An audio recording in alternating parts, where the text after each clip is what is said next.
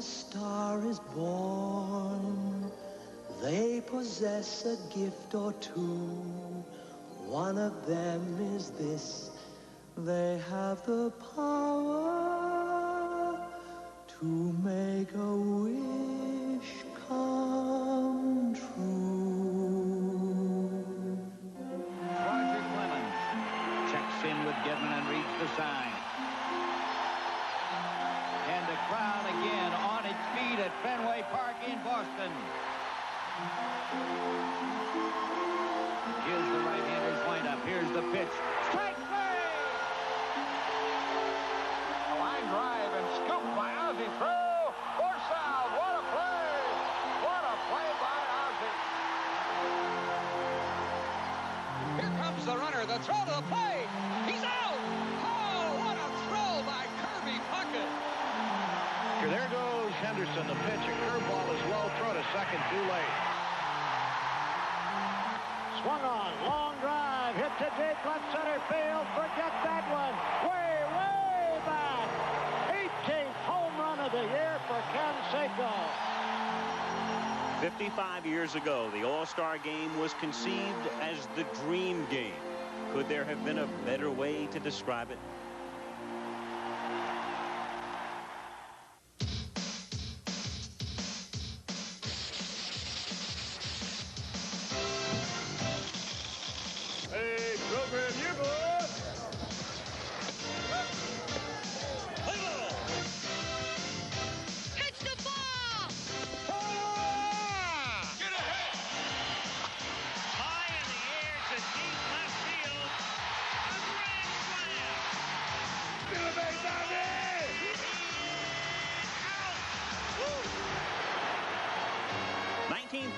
The first All-Star Game ever played in Cincinnati's Crosley Field.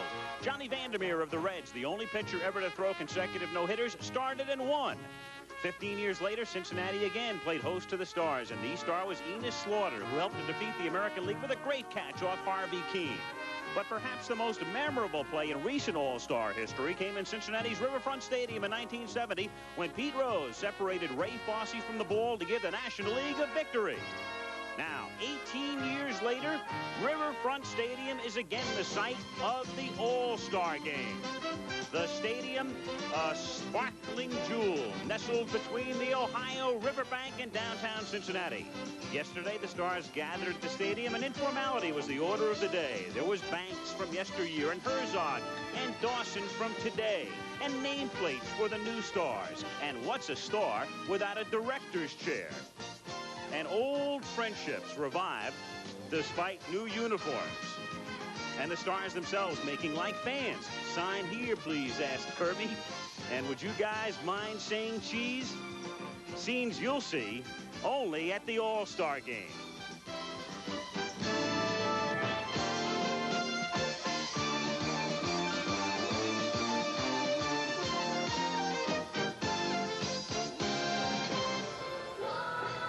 Cincinnati celebrating its bicentennial. Riverfront Stadium is filling up. The pregame festivities have started. We'll join them shortly as we welcome you to the 59th Major League Baseball All-Star Game. Hello again, everyone. I'm Al Michaels, and this All-Star Game, like everyone, reflects in many ways the baseball season, as the season right now is at its halfway mark. It's been a season of stability and continuity in ways, and that's why when we look at the lineups tonight, I guess it's comforting for a lot of people to see the names like Dave Winfield and Gary Carter once more in All-Star Game starting lineups. It's been also a season of transition. Where, for instance, tonight is Dale Murphy, and where is Fernando Valenzuela? Where is Tim Raines? They're not here. And how in the world do you play an All-Star Game without Mike Schmidt? But he's not here. The baton has been passed. Bobby Bonilla will start at third. Welcome, Bobby. You're liable to be there for a while.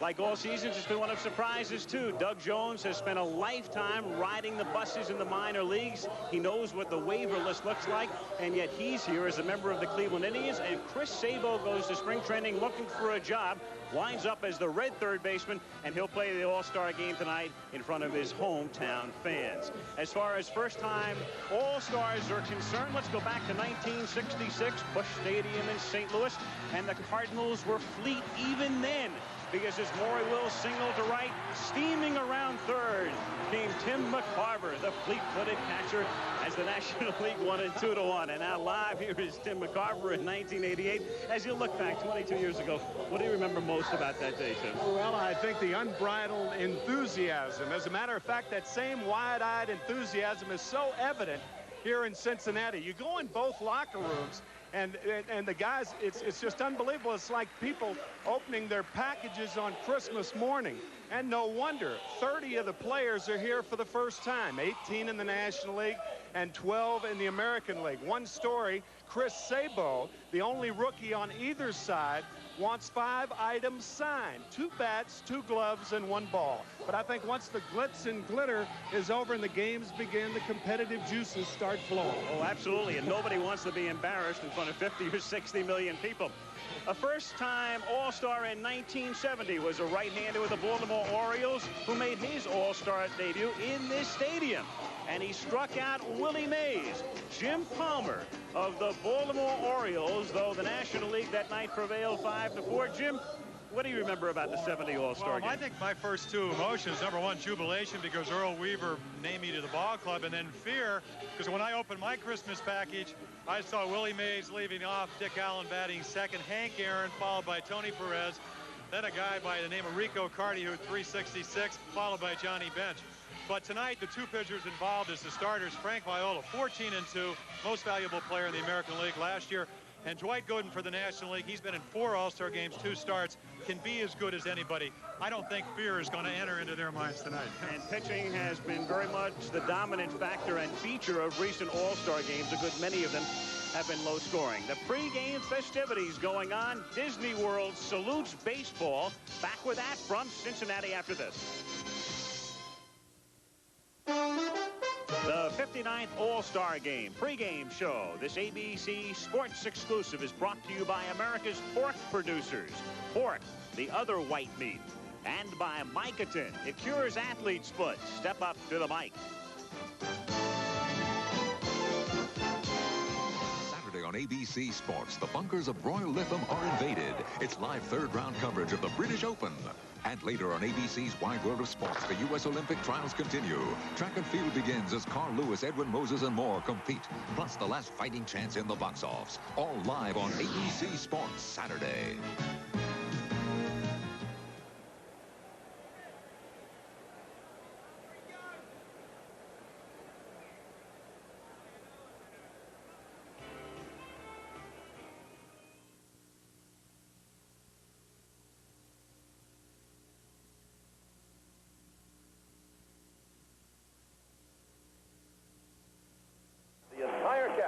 Disney World Series welcomes you to the 1988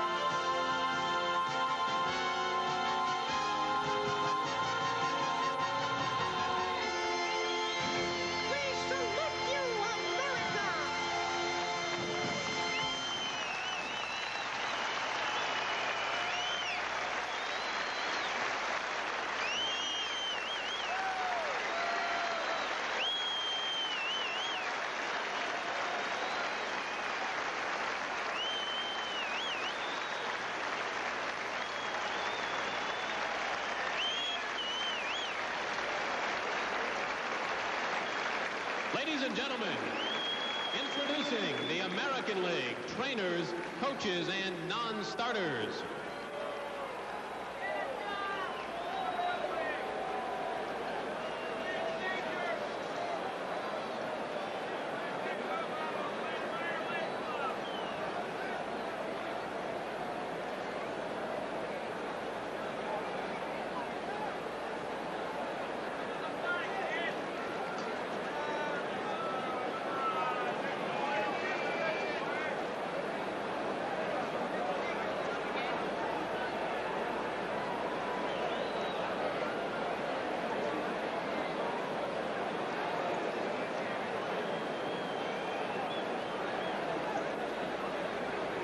The trainers. From the Milwaukee Brewers, John Adam. And from the Boston Red Sox, Charlie Moss. In the American League bullpen, from the Minnesota Twins, Rick Stelmazik. Dick Such. Batting practice coaches, also from the Minnesota Twins, Rick Rennick. Wayne Terwilliger. The American League coaches from the Milwaukee Brewers, Tom Trebelhorn. And from the Texas Rangers, Bobby Valentine. Now the American League non-starters.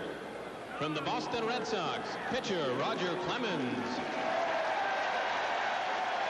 Outfielder Mike Greenwell. From the California Angels, infielder Johnny Ray. From the Chicago White Sox, injured and unable to play in tonight's game, shortstop Ozzie Guillen. From the Cleveland Indians, pitcher Doug Jones. From the Detroit Tigers, he was elected by fans to start tonight's game, but is unable to play because of an injury, shortstop Alan Trammell.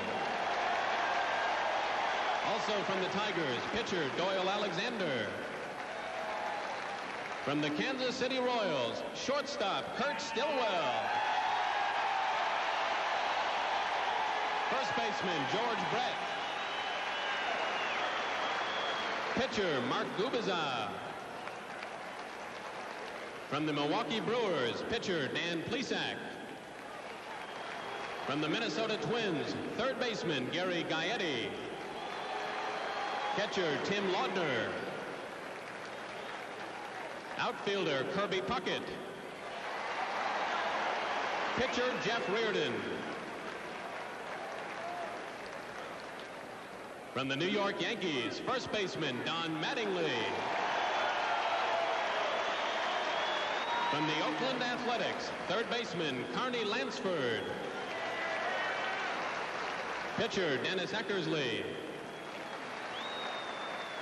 From the Seattle Mariners, second baseman Harold Reynolds. From the Texas Rangers, pitcher Jeff Russell. And from the Toronto Blue Jays, pitcher Dave Stieb. And now the American League starters. Managing his first All-Star game from the world champion Minnesota Twins, Tom Kelly.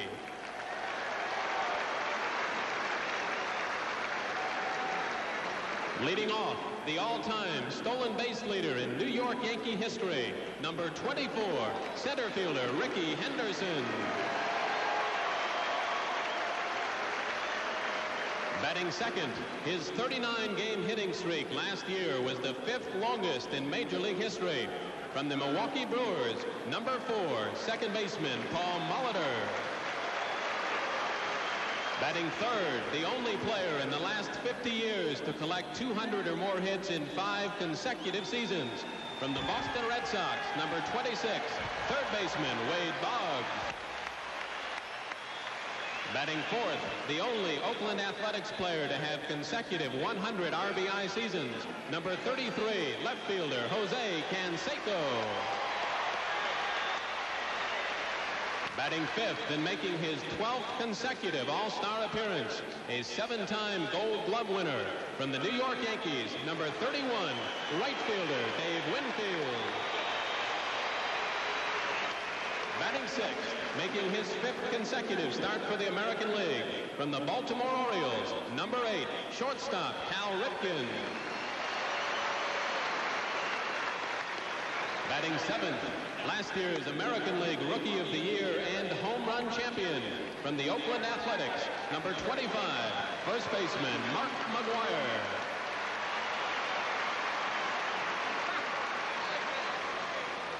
Batting eighth, the only Oakland catcher to be elected by fans to start in an All-Star game, number 36, Terry Steinbach. And in the bullpen, warming up, batting ninth, the 1987 World Series MVP from the Minnesota Twins, number 16, Frank Viola.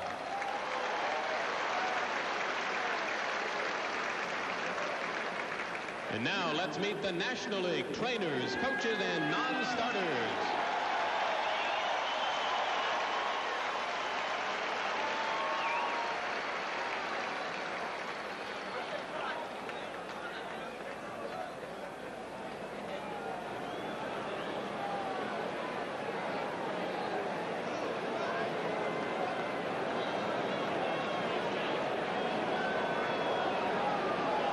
The trainers, from the New York Mets, Steve Garland.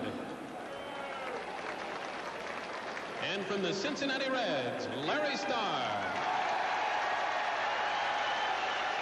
The batting practice coaches, from the St. Louis Cardinals, Rich Hacker. Johnny Lewis. Nick Leyba. The National League coaches, from the San Francisco Giants, Roger Craig. And from the Montreal Expos, Buck Rogers. Now the National League non-starters. From the Atlanta Braves, first baseman Gerald Perry. From the Chicago Cubs, third baseman Vance Law. Shortstop Sean Dunston. Outfielder Rafael Palmeiro. Pitcher Greg Maddux. From the Cincinnati Reds, shortstop Barry Larkin.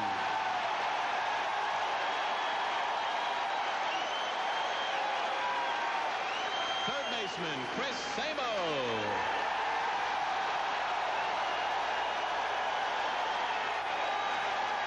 Pitcher Danny Jackson. From the Houston Astros, pitcher Bob Nepper. From the Los Angeles Dodgers, pitcher Oral Hershiser. From the Montreal Expos, first baseman Andres Galarraga. From the New York Mets, pitcher David Cone. From the Philadelphia Phillies, catcher Lance Parrish. Pitcher Kevin Gross. From the Pittsburgh Pirates, pitcher Bob Walk. Outfielder Andy Van Slyke. From the St. Louis Cardinals, pitcher Todd Worrell. Outfielder Willie McGee. And from the San Diego Padres, pitcher Mark Davis. And now the National League starters.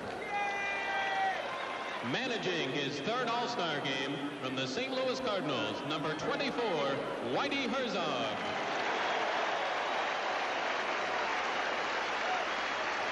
Leading off for the National League, a three-time National League base-stealing champion from the St. Louis Cardinals, number 29, left fielder Vince Coleman. Batting second, winner of 5 consecutive Gold Glove Awards from the Chicago Cubs, number 23, second baseman Ryne Sandberg. Batting third, the National League's 1987 Most Valuable Player. From the Chicago Cubs, number 8, center fielder Andre Dawson. Batting fourth, the National League's leading home run hitter with 21 so far this season. From the New York Mets, number 18, right fielder Darryl Strawberry. Batting fifth, the National League's Player of the Month for both April and May this year. From the Pittsburgh Pirates, number 25, third baseman Bobby Bonilla. Batting sixth, the National League leader in RBIs with 68 this season. From the San Francisco Giants, number 22, Will Clark. Batting seventh, twice voted the All-Star Game's most valuable player in 1981 and 84. From the New York Mets, number 8, catcher Gary Carter. Batting eighth, the top vote getter in the fan balloting for the second straight year. From the St. Louis Cardinals, number 1, shortstop Ozzie Smith.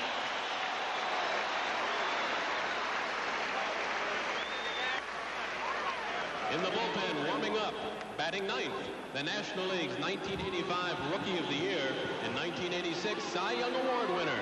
From the New York Mets, number 16, pitcher Dwight Gooden.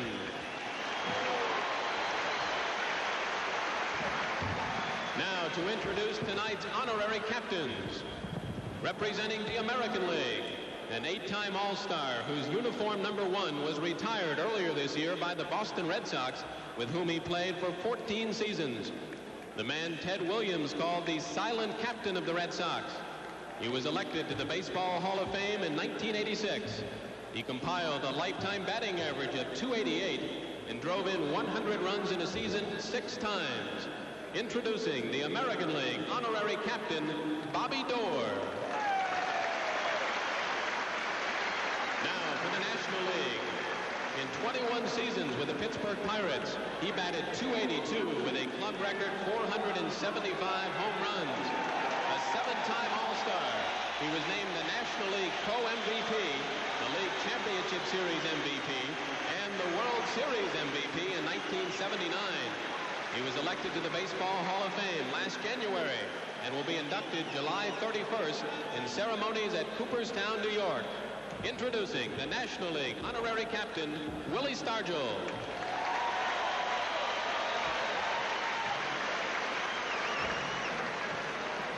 Now, to honor the 2 great nations in which Major League Baseball is played, we are pleased to present Larry Gatlin and the Gatlin brothers, who, in the spirit of friendship, present the national anthems of the United States and Canada. Oh, Canada, our home and native land, true patriot love in all thy sons command. With glowing hearts we see thee rise, the true north strong and free. From far and wide, oh Canada, we stand on guard for thee.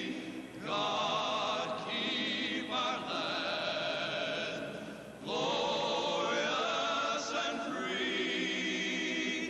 Oh Canada, we stand on guard for thee.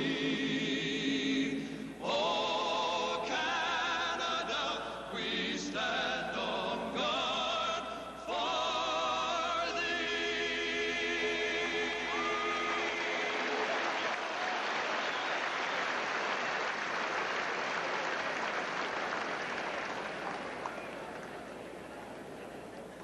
And now to honor America, the Star-Spangled Banner. Oh, say, can you see by the dawn's early light what so proudly we hailed at the twilight's last gleaming, whose broad stripes and bright stars through the perilous fight o'er the ramparts we won?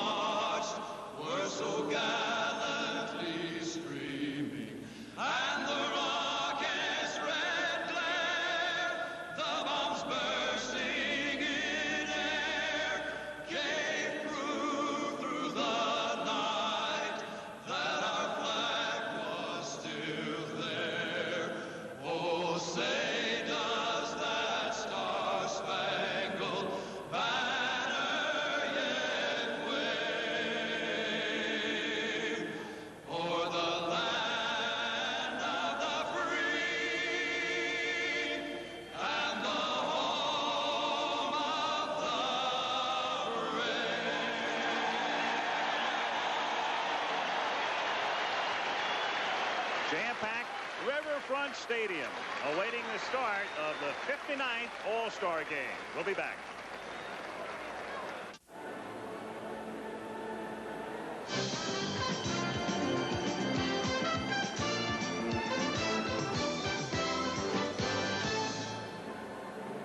Now Michael's back in Cincinnati, and now on to the game. The fourth time it's been played in the Queen City of the West. The National League has won the prior 3, and of course they've dominated in recent years, winning 22 of the last 25. From time to time tonight, we'll have interviews with the players, with Gary Bender and with Joe Morgan. Earlier they talked with the top vote getters. First, Gary. With me, the top vote getter in the American League squad, Jose Canseco of the Oakland Athletics. Jose, a second time on the squad, but as a rookie you didn't play, but tonight a starting job.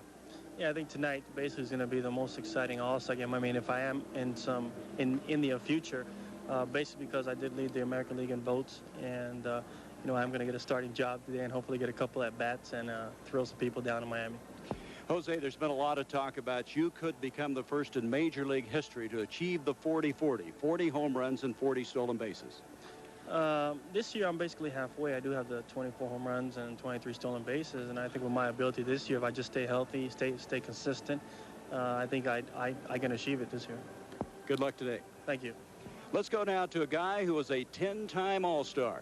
Here's Joe Morgan. Thank you, Gary. I'm here with Ozzie Smith, the leading vote getter for this year's All-Star team.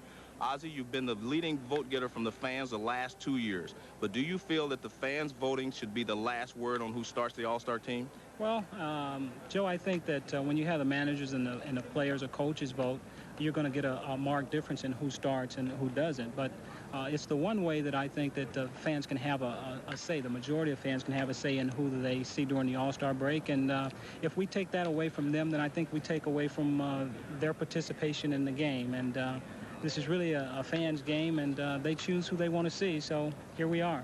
I agree with you, Ozzie. Thank you. And back to the booth with you, Al. All right, thank you, Joe. And as we mentioned, the National League has been recently dominant.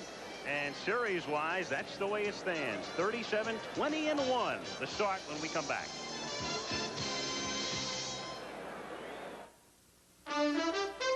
The 59th All-Star Game. This ABC Sports exclusive is brought to you by the Heartbeat of America, today's Chevrolet. By Budweiser, Beechwood aged for that clean, crisp taste. This Bud's for you. By AT&T, the right choice. And by America's pork producers. Pork, the other white meat.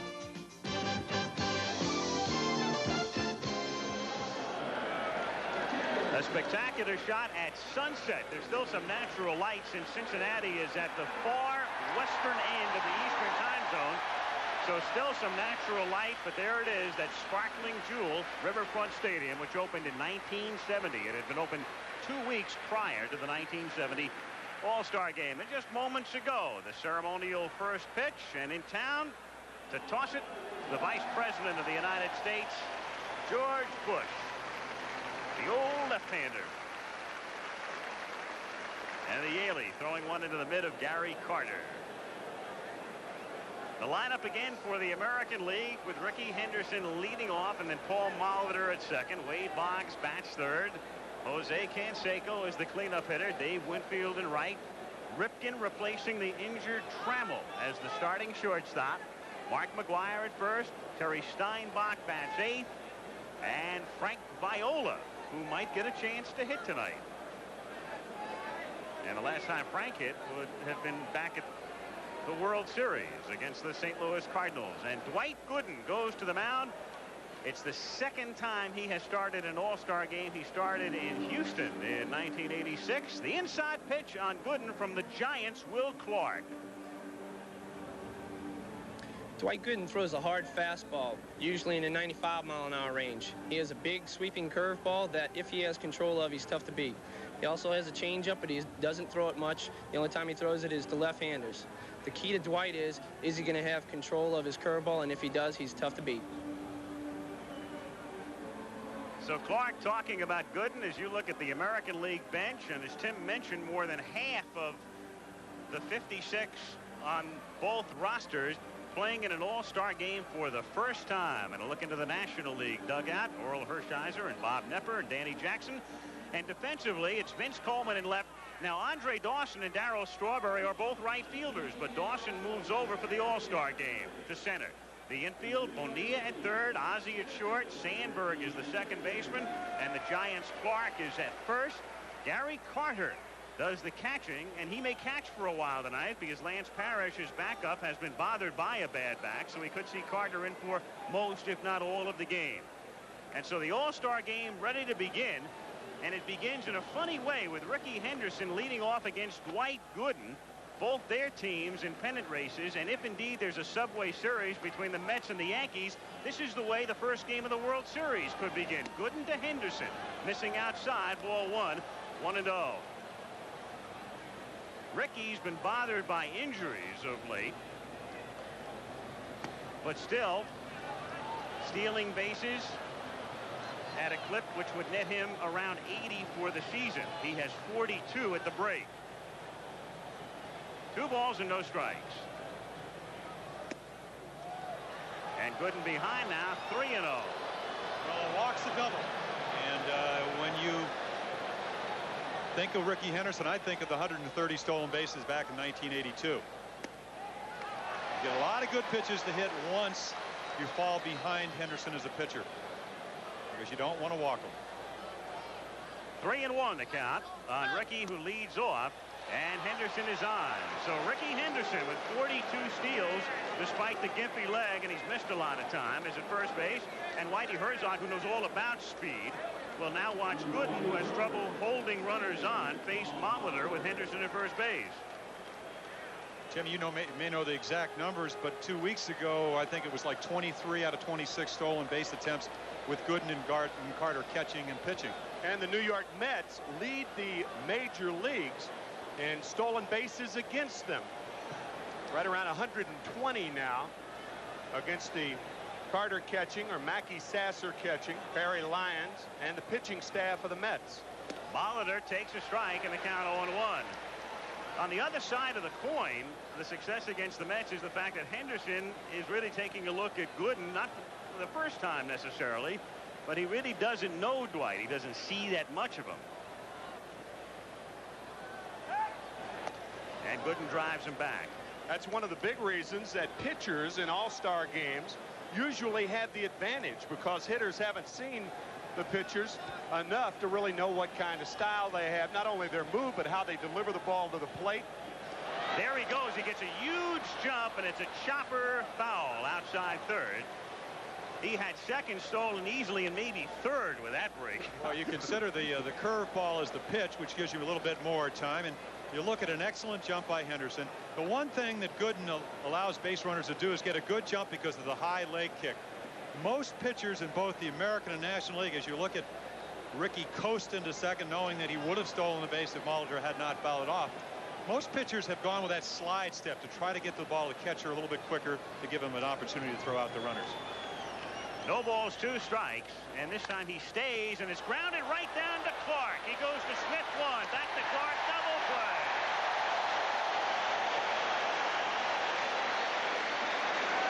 So after going on the previous pitch, he stays put, and the National League turns a 3-6-3 double play. The National League with an abundance of excellent fielding first basemen.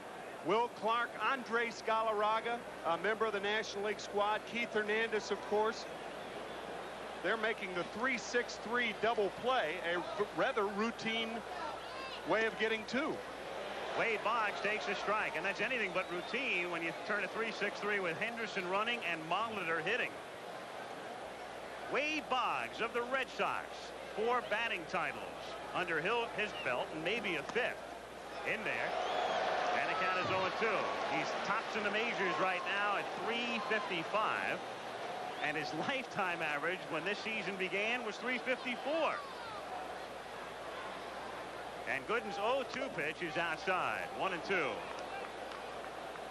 For Boggs, it's been a tremendous accomplishment with what's been going on off the field. The palimony suit filed against him has gotten tremendous publicity. And yet here he is leading the league in hitting and whacking one into left field for a base hit.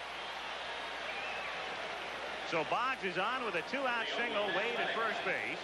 And we'll bring up Jose Canseco. The key to getting a ball by Ozzie Smith is to hit the ball hard. You're seeing reaction of Ozzie. About as quick as they come, he makes the dive, or at least the attempted dive and stab, and the ball is hit on the nose into left field for a base hit. Now Canseco with 24 homers. And Gary Bender before the game talking about the possibility of joining the 40-40 club. He'd be the first ever with 40 homers and 40 steals. 0-1 to count.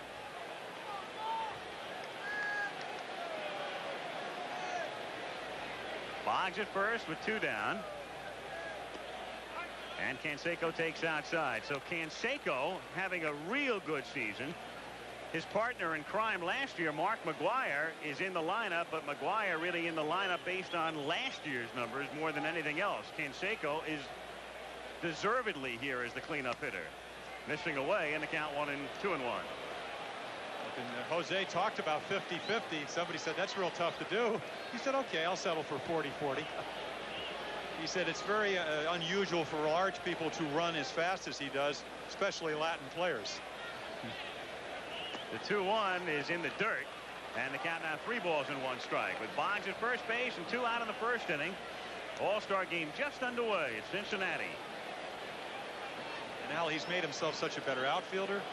It seems that he is much more mature, much more conscious at the plate of not trying to different stances. Last year it seemed like he had 101 different stances, one for every occasion. It looks like he's more closed now than he was in the first 2 years when he came up.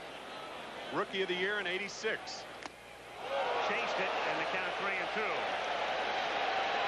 Of course, we saw the inside pitch from Will Clark, and what he talked about was the 95-mile-per-hour fastball, but what he failed to say is you have to lay off the high fastball to be successful against Dwight Gooden.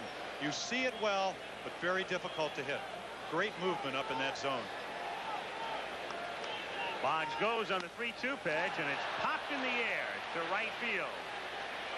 Strawberry is there. And the American League gone in the first. At the end of the half, the American League nothing, and the National League coming up. And back in Cincinnati for the All-Star game with Frank Viola on the mound for the American League, facing this National League lineup. Vince Coleman leading off, Ryan Sandberg hitting second. And then Andre Dawson hits third. Strawberry, the cleanup batter. Bonilla hitting fifth. Will Clark sixth. Gary Carter in the 7th spot. Ozzie Smith 8th. And Dwight Gooden batting 9th. And let's get the inside pitch on Frank Viola from the New York Yankees, Dave Winfield. Frank Viola of the Twins, the top left-hander in the American League, not only in terms of numbers, but the players would agree also. Has a good move to first base, holds runners tight, works the corners, a good fastball. He can come inside or outside, good curve, and the pitch that'll get you out on is that changeup. And back of Frank Viola defensively for the American League All-Stars. Canseco is normally a right fielder. He plays left. Henderson has been playing left. He moves to center. Winfield stays home in right. He's the senior member out there. Then in the infield, you've got Wade Boggs at third, Cal Ripken starting in place of Trammell at short. Paul Molitor now is a DH and has been a third baseman for years, but he was on the ballot at second, and there he is. And Mark McGwire plays first. Terry Steinbach does the catching. Frank Viola on the mound, and the switch hitting Vince Coleman of the St. Louis Cardinals to lead off. No score in the bottom of the first inning with Coleman, Sandberg, and Dawson. Vince, 275 average and 45 steals, swinging and missing, and the count is 0-1. So Whitey Herzog with his National League champions mired in 5th place, but still represented by 2 starters. And they also have McGee and Worrell here on the bench. Lifted to center. Rickey Henderson used to play there. Makes the catch. 1 away. And Ryan Sandberg will come up.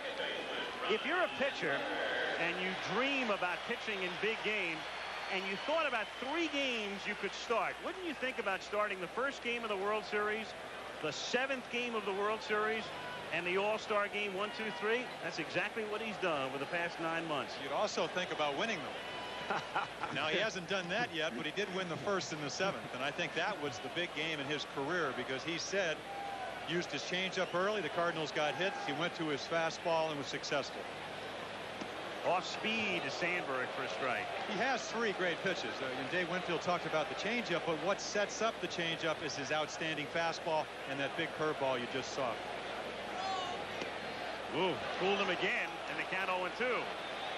And as you said, Timmy, when you don't get to see a guy like Viola, you really don't know what to look for. And they may not see him very often, maybe 2 times at the most. This time a fastball is fouled away. Still 0-2. Frank is the first pitcher to start an All-Star game from Minnesota since 1967 when Dean Chance, the right-hander, and the first Minnesota pitcher to appear in an All-Star game since 1973 when Bert Blyleven. Still 0-2. Well, the Twins have been short shrifted for years, and there is Tom Kelly, the manager. He's brought his coaching staff here. He has 5 Twins, and he could have had a 6th, but Ken Herbeck said last year that he wasn't going to come because he wasn't selected last season. He felt he was slighted. And the Twins making a move again in the West, so they were short-circuited over the weekend by Milwaukee. 1-2 the count on Sandberg. Well, that's one of the great luxuries as a starting manager. You get to start a guy that's 14-2, well-rested, pitched last Wednesday. So not his regular day, but very much close to it. That's line foul. Out in front again, so it remains a ball and 2 strikes. The All-Star managers are so designated because their teams won the pennant in the prior season. And there's Whitey Herzog. The National League has only lost 3 games in the last 25 years, but Whitey's had the misfortune to manage the team on 2 of those occasions. 2-2. And no National League managers ever lost 3 games in the All-Star game. So the heat's on Whitey. Does he look worried? Doesn't right. he look concerned there? 2-2 the count. And Sandberg fights it off. So still 2-2.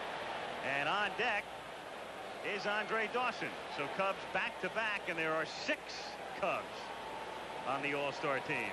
You know, the amazing thing about starting an All-Star game is invariably it may be the most difficult lineup you will ever face.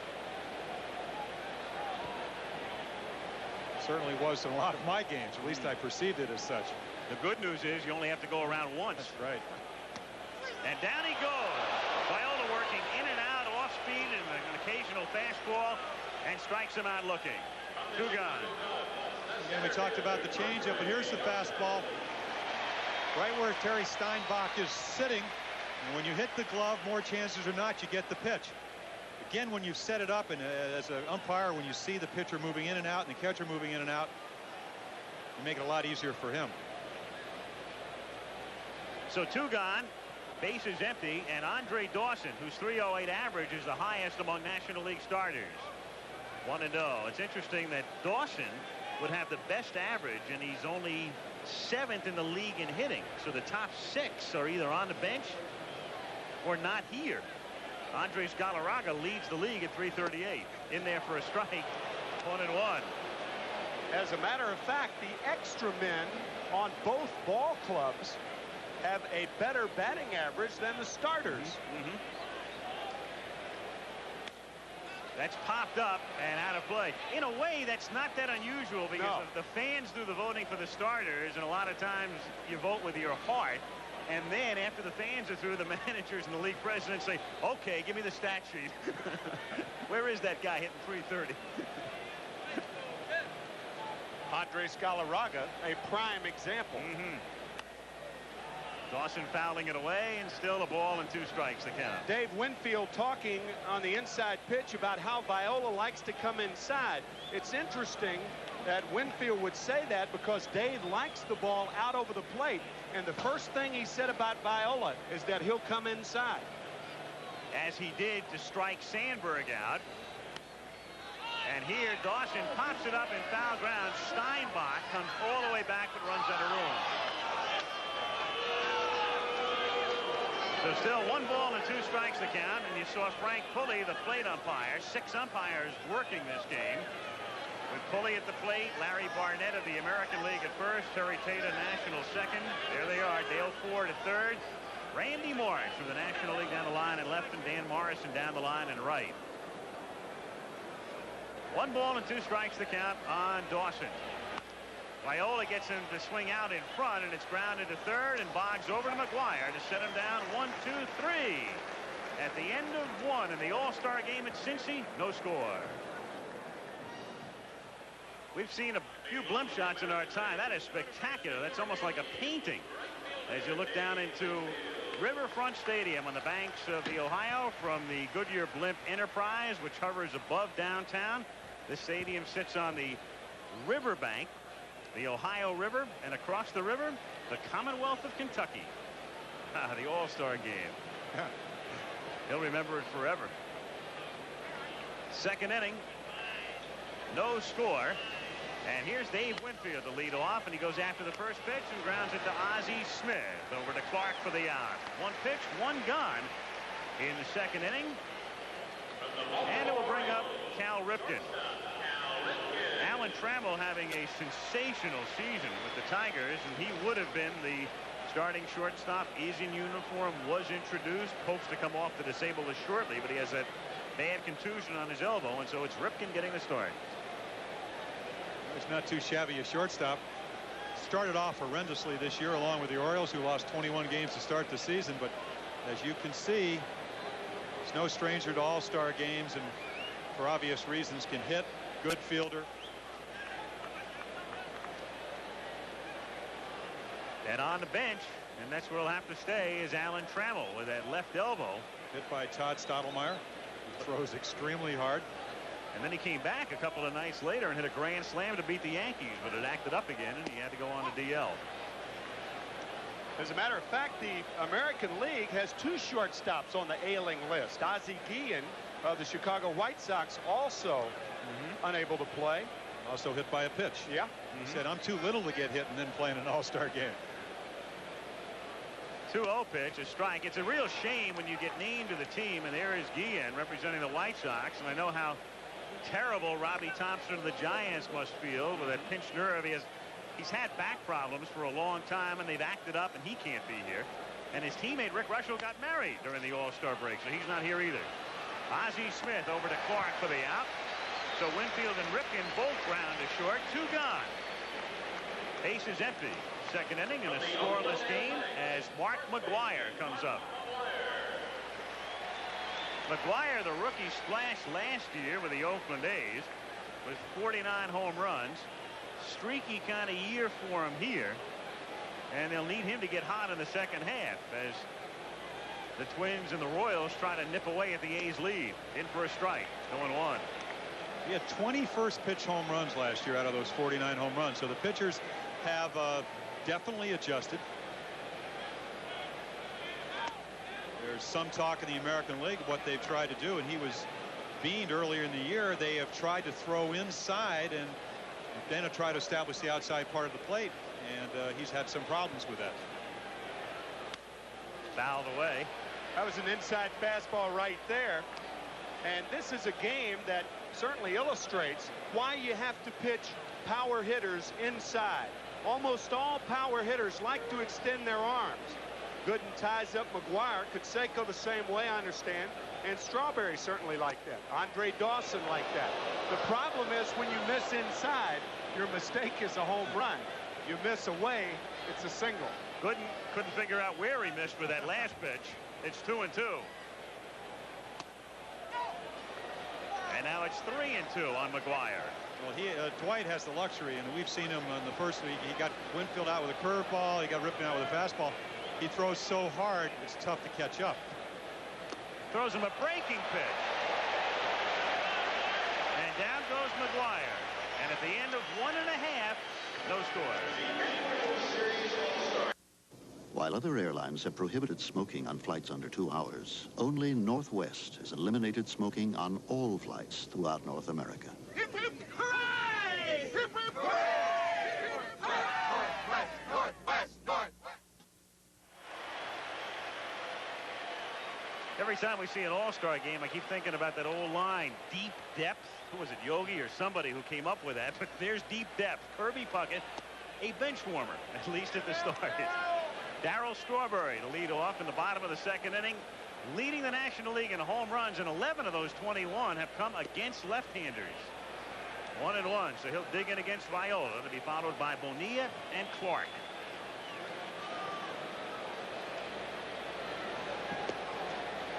One and two. And he's on a 2-for-26 streak, so he hasn't been hitting very well, and I think a lot of that reason is Keith Hernandez is not in the lineup. Pitching right around him and inside to him. Of course, that is the weakness, I suppose. This year he's had such an outstanding year. If you do not get the ball up and in or down and away, he's going to have a home run swing as you take a look at a ball that he just barely nicks up and in as Viola runs it there. And he grounds it down to second, and that's Molitor back at his old position, throwing out Strawberry. Bobby Bonilla coming up, and Bonilla's story a most interesting one. Growing up in the South Bronx, and originally signed by the Pirates, and there was Bobby at the age of 10 and sent over to the White Sox, and then Sid Thrift got him back. He came back to Pittsburgh, and he's done a tremendous job for the Pirates this year. He grounds the first pitch down to Ripken, who throws him out, and Frank Viola has set down 5 straight. So 2 gone quickly in the second inning, and it will bring up Will Clark. Speaking of deep depth, is George Brett on that bench? Well, let's see, we saw Puckett 350, Brett sitting 330. I mean, boy, this is a great team to manage. And they can play defense. And I think that is one thing that the American League, as you said, Al's lost 22 out of the last 25. They have tried to come up with a ball club, as you see a high fastball right by Will Clark, that can contend with the National League speed late in the ball game. Clark, the Giants' first baseman, taking high. And for Will, what a tremendous thrill, and that is his nickname, Will the Thrill. But what a thrill to be on a National League All-Star team with your college teammate, Rafael Palmeiro. They hit 3 and 4 for the Bulldogs for 3 years. The number 5 hitter in that lineup, Bobby Thigpen, who was an outfielder, and now he has 18 saves for the Chicago White Sox. Murderer's row in Starkville. The 1-2 pitch is fouled away. So 2 out, bases empty. No score, bottom of the second inning. Will and Rafi were telling me before the game that it was thunder, lightning, and rain. Bobby Thigpen.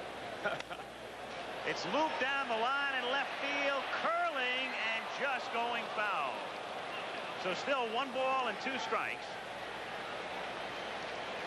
With 2 out of the bases empty, bottom of the second inning. Clark coming back, and Gary Carter on deck. You talk about a hitter who combines power and contact. I don't think anybody in baseball has a prettier swing than Will Clark. Well, that's why I asked you about Stan Musial. You played against him. Boy, I mean, I've seen some old reels of Stan. Look very much alike.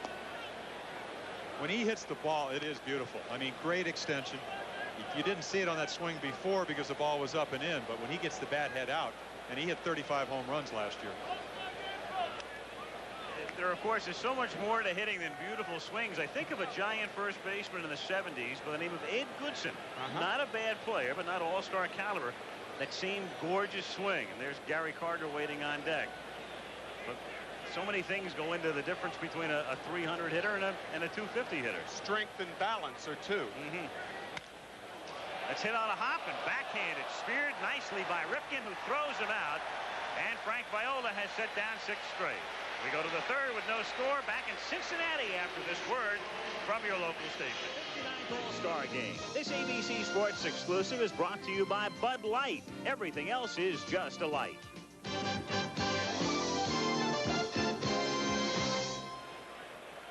One of the great Cincinnati landmarks in the foreground, the Central Trust Tower, and a look into Riverfront Stadium at the edge of downtown. The All-Star Game. Look at that shot. That's the Riverfront Coliseum, the indoor arena on the left, and the freeways which go by the stadium, the Ohio River, the bridges into Kentucky, and underneath the blimp, downtown Cincinnati. There's a drive into right field. It backs Strawberry all the way back, and it's out of his glove and over the wall for a home run. Terry Steinbach, the All-Star, who a lot of people said should not be here, hits a home run. Doesn't it fit? number 6 on the year, something that does not happen very often off Doc Gooden. He doesn't really catch up, but he likes the ball away, as you see the jubilation. 16 last year, 6 this year, but he did fracture his orbital bone earlier in the year. Take another look at it. And he got his hands in. You can see how strong he is. 6'5", Darryl Strawberry almost catches it. Looks like he almost gets it on the rebound. Tipped his glove off the top of the fence, and now Gary Gaetti bats for his teammate Viola. So Steinbach, and a lot of people felt he shouldn't be here. They thought there was some ballot box rigging in Oakland, and they punched out his name in an unfair manner. But on the other side is the fact that in the American League, there really isn't an outstanding catcher. As Gaetti swings and misses, and so he gets the call, and Laudner is the backup. Carlton Fisk has been hurt most of the year. And Steinbach, who said, hey, man, I'm just happy to be here. I thank the fans. And he thanks them again. No balls, 2 strikes. And it's 1-2. And you also saw in the dugout the unusual style of congratulations that has become a trademark of the Oakland Athletics. Gooden takes the one hopper, takes care of Gaetti. Gary gone, and Henderson is the batter. You can't help but see a play like this and think of Dave Henderson in the 1986. You and Jim were there. Game 5, actually, of the American League Championship Series. In center when field. Henderson had 2 two-run homers. Right. One that he hit with his bat, the other he hit with his glove. That he dropped. And here's the elbow bashing we were talking about. It's dangerous to shake hands on that ball club. Hey, can you imagine if Kirk Gibson played with the A's? The whole team would be in surgery. 1-0 on Rickey Henderson, who drew a walk in the first inning. That's grounded to the hole and a base hit. So Henderson gets on for the second time. Remember, in the first inning he walked. He stayed put on the first pitch. Had a tremendous jump on the second on the foul ball, and then stayed put and was the front end of a double play on the third. And there's Steinbach, last man to do it. Lee Mazzilli in '79 at the Kingdome in Seattle. A home run in his first All-Star Game at bat. He may be maligned because he's here, but he had a solid year. I mean, a guy that was converted from a third baseman to a catcher made the transition very well. Thrown out 48% of all runners trying to steal this year, so he's, as I said, been hurt, but now, of course, it's Gooden and Carter trying to throw out Henderson. Rickey with his 42 steals, and again, he has missed a lot of time. You know, I was talking to him about that, Al, and he said, you know, with Billy Martin managing early, he said a little more aggressive style, and that's why he sprained both ankles. Not to blame it on Billy, but just the aggressive style of playing. Wide of third, short hop by Bonilla to second, and they force Henderson for the second out. So Bobby Bonilla ranging to his left. You know Bonilla can hit. The question a couple of years ago was, where do you play him? And he's found a home at third in Pittsburgh. Well, he played the outfield. We know he can play first base, but then again, he's a good athlete. Switch hitter, just smothers it, knows he has to get the lead runner and does that. It's interesting that Molitor has not taken pitches either time up, but then again, he's not hitting in a custom second spot. Ball with 26 steals, only been thrown out 3 times, so I think most people think of Paul Molitor 39-game hitting streak, but he could do a lot of things: home runs, high batting average, and steal bases. And so versatile. And again, he's a former second baseman, now a DH basically, and why not? In the year of the balk in the All-Star Game, you got to have a balk. I mean, you knew it was coming. It wouldn't be fair to go through this one without a balk. Dwight Gooden had a look at Frank Pulley, and it's kind of the same look Whitey has, as if to say, I didn't think you'd be calling the All-Star Game. It's got to be a discernible stop, and they have been calling it all year. And to be honest with you, I didn't think they would be as tough in the All-Star Game on the balk situation. I didn't either. Say, why not? Well, I figured that this is a microcosm of the season. We mentioned at the Open, the All-Star Game reflects so many things about the year, so it's really appropriate. We'll have a balk tonight and then a suspension. It'll be right in tune. What's interesting when you see Whitey Herzog smiling is a lot of people think because Bert Blyleven in last year's World Series did not have that discernible stop, Whitey got the Major League Rules Committee to make this rule. So maybe that's why he had that chagrin look on his face. That's a line drive caught by Sandberg. Timed it perfectly off the bat of Boggs, who was bidding for his second hit. Steinbach's home run makes it 1-0 Americans after 2.5. Gold medalists Edwin Moses, Carl Lewis, and more compete in the track and field trials. Plus the box offs in the U.S. Olympic trials on ABC's Wide World of Sports live Saturday. In Cincinnati, Ohio, a city whose very name is synonymous with this sport, home of the Cincinnati Red Stockings in 1869. The last out of the third inning. Well, that's how you win 5 consecutive Gold Gloves. Great range, jumping ability. Of course, that's also how you usually get 200 base hits. You stay with that low curveball and hit it right on the nose. But Sandberg saves the second run. As you look at Roger Clemens, you could throw also 6 shutouts in there.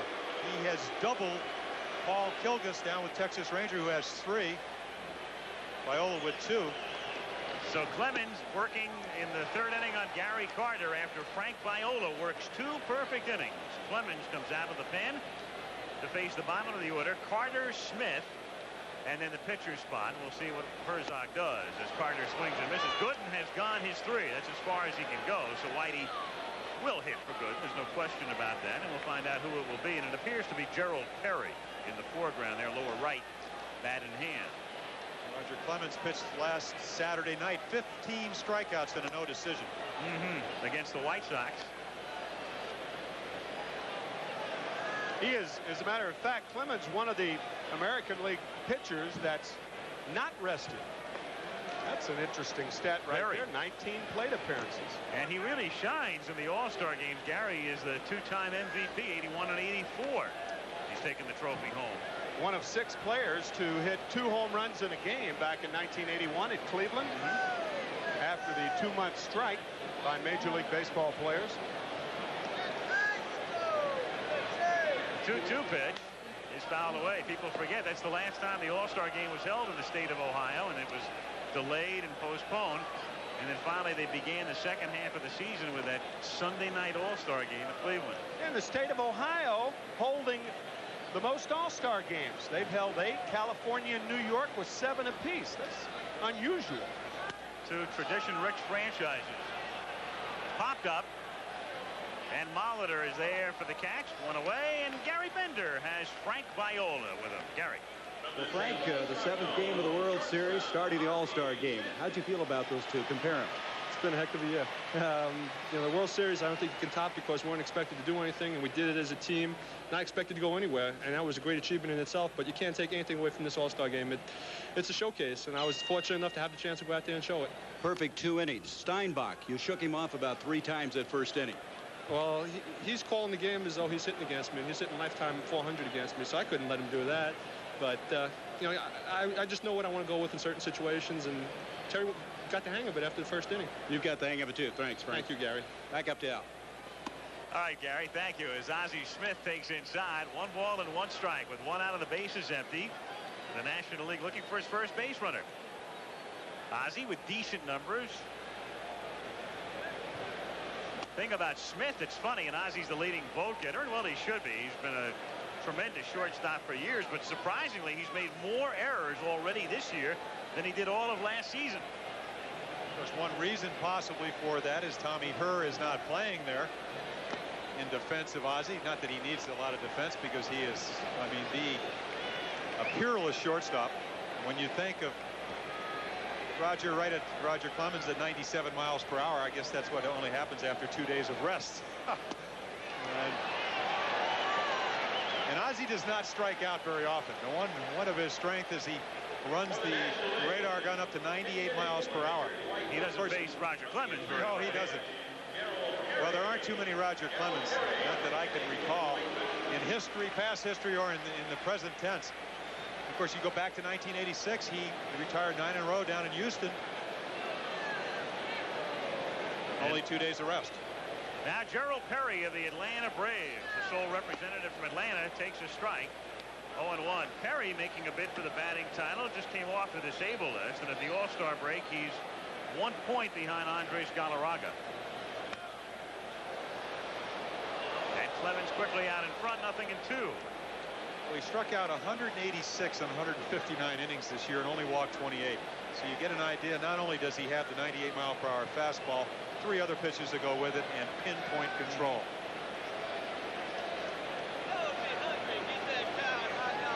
And the 0-2 pitch fouled away. That was best typified, of course, by the night in which he struck out 20 Seattle Mariners 2 years ago, and that incredible figure under BB for bases on balls. None.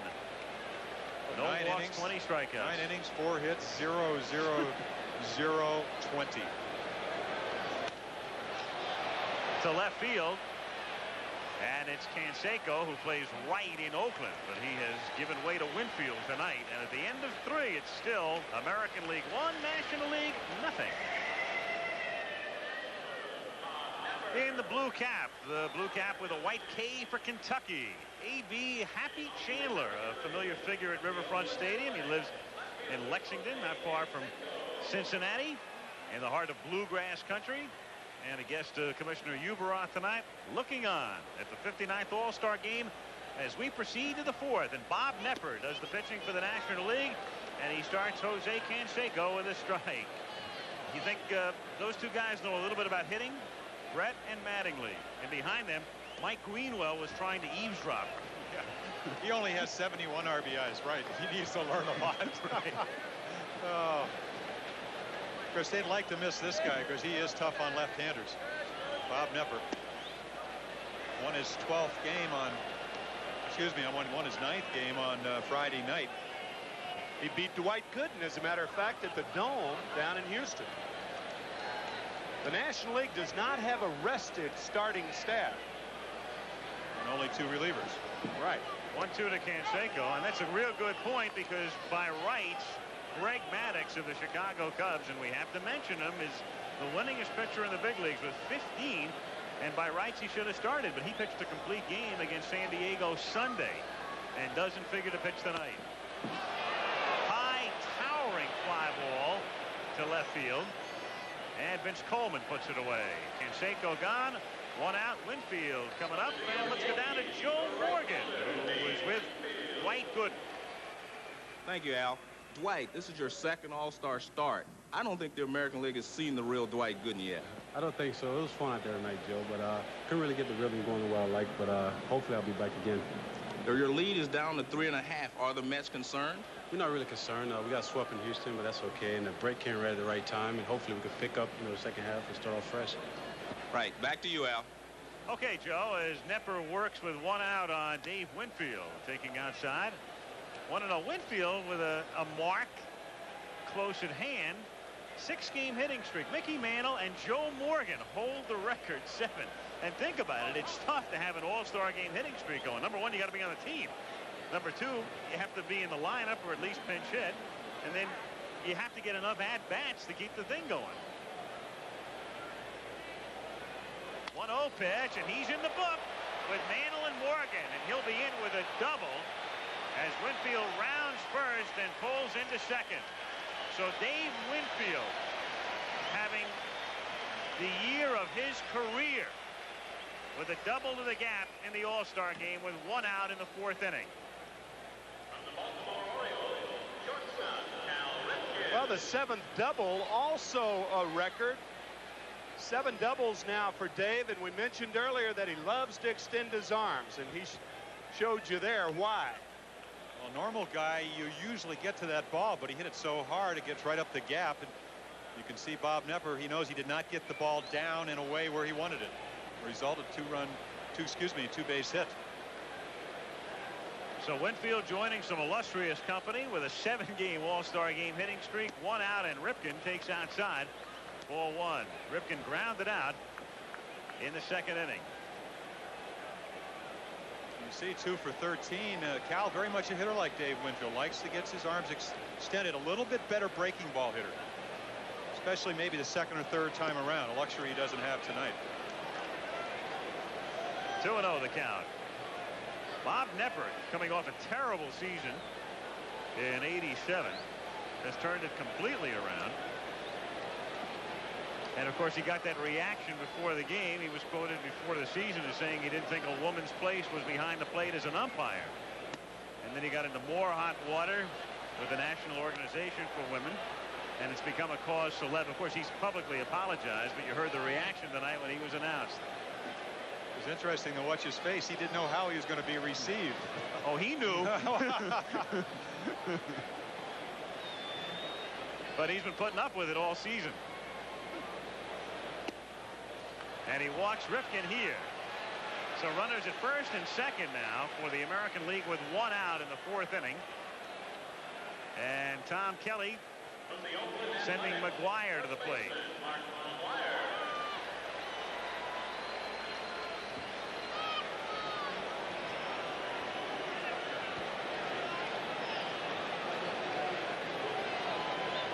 McGuire last year as a rookie was in the All-Star game, not as a starter. And last year in his own home park in Oakland. And the All-Star game next year goes back to California, Anaheim. And then in 1990, Wrigley Field under the lights. Inside. 1 ball, no strikes the count. 5 3-run homers. I guess you could add that he leads the majors in 16th inning home runs this year, too. 2 game winners, back-to-back 16th inning home runs. That's his number. And he grounds it into left field for a base hit. Winfield will be held at third as the throw is offline, and Carter is there to field it on a hop.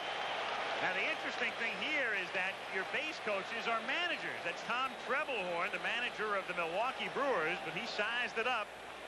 And he looked at Coleman charging on the AstroTurf and decides to hold Winfield at third.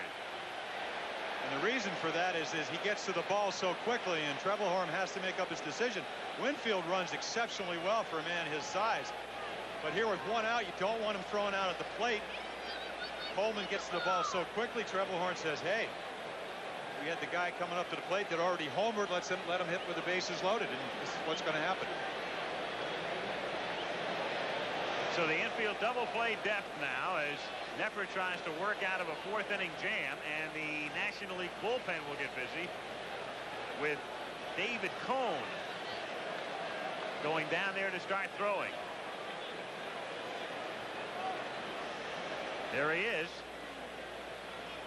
And Cone, well, this would normally be his day to throw on the side. Working Sunday in Houston. Knepper falls down, and a great stop by Carter. And it reminds you of Candlestick Park when Stu Miller was blown off the mound, but there's no wind tonight. Knepper just went down in a heap. Well, we talked about Gary's throwing earlier combined with the New York Met pitchers, but it is amazing that Gary Carter has maintained his mobility after catching over 1,600 games. He is really remarkable. That is a remarkable play by Carter. And it saves a run for the moment, and then the next pitch is hit high in the air to left field, deep enough to score a run. Back goes Coleman, makes the catch on the track. Winfield scores easily to make it 2-0, and Steinbach comes within about 8 feet of hitting a grand slam homer. Well, for a guy that's not supposed to be here, he had a grand slam swing. I mean, we already saw him homer to right field. That's a helicopter on a ball up and in. Great at bat extension. Looking for a pitch he knows he can hit a fly ball in, and does. Pretty good piece of hitting. So Steinbach has driven in both runs. The American League leads 2-0, 2 out and 2 on. And Johnny Ray, the sole representative of the California Angels, the longtime Pittsburgh Pirates second baseman, who for the most part has played left field for the Angels this season, and then they had to move him back in when Mark McLemore got hurt. So Johnny Ray comes up here to pinch hit and takes a strike. And Mark Gubazar has already warmed up for the American League, and he will come on. So Clemens goes only 1. The California Angels sorry to see the All-Star break come. They've won 5 in a row, playing much better baseball. Swept 4 from Cleveland just prior to the break. That's hit softly into left field, but on comes Coleman to make the catch. A run, 2 hits, and 2 left after 3 1/2. The American League leads 2-0 in Cincinnati. IBM presents You Make the Call. With a runner on second, a batted ball hits an umpire before the fielder has a chance to field it. Is the base runner allowed to score? You make the call. Anytime a ball hits an umpire before a fielder has a chance to field it, it's a dead ball. Give the batter a hit, but if you said the runner goes back to second, you made the right call. And we come back to Cincinnati. Kurt Stillwell of the Royals on the left, and you saw Harold Reynolds, and in between innings, Gary Gaetti, who's already been in the game, and he can enjoy himself for the rest of the night as the All-Star game moves along. Mark Gubicza of Kansas City comes in to pitch, and Vince Coleman leads off for the National League. The National League without a base runner. 9 up and 9 down, and now Gubicza, who's won 12 for the Royals. This is low to Coleman, ball 2. Coleman, Sandberg, and Dawson. Bottom of the 4th inning. 2-0 American League. It's very important to keep Vince Coleman off the bases with 45 steals. Gubicza, to be successful, has to keep the ball down. Something he's obviously done this year. 12-6 last year, 12-5 already at this point this season. 6'5", 210, good sinking fastball, a little bit of breaking ball and a changeup. 4-hit shutout Friday at New York. Line drive, left field, base hit. And so the National League has its first hit, first base runner. And it's Vince Coleman with his 45 steals at first base with nobody out.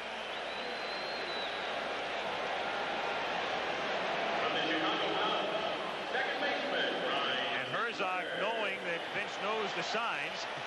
And you've got Nick Leyva coaching at third. So everybody's at home here. Vince has not driven in a run in 40 games, and Whitey Herzog said, this better not be the game that he drives in a run. But once he gets on first with nobody out, the chances go dramatically up that he's going to score a run. I was kidding Whitey before the game. I said every time you manage in a big game, a guy named Bush throws out the first ball. With a C or without one.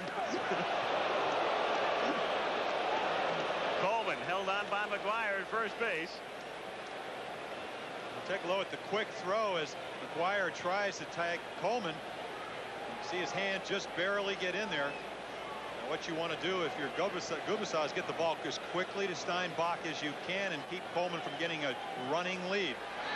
Huge lead, pitches a strike, and the throw is too late, rolls into center field, and Coleman goes to third. And so the crowd finally has something to cheer about.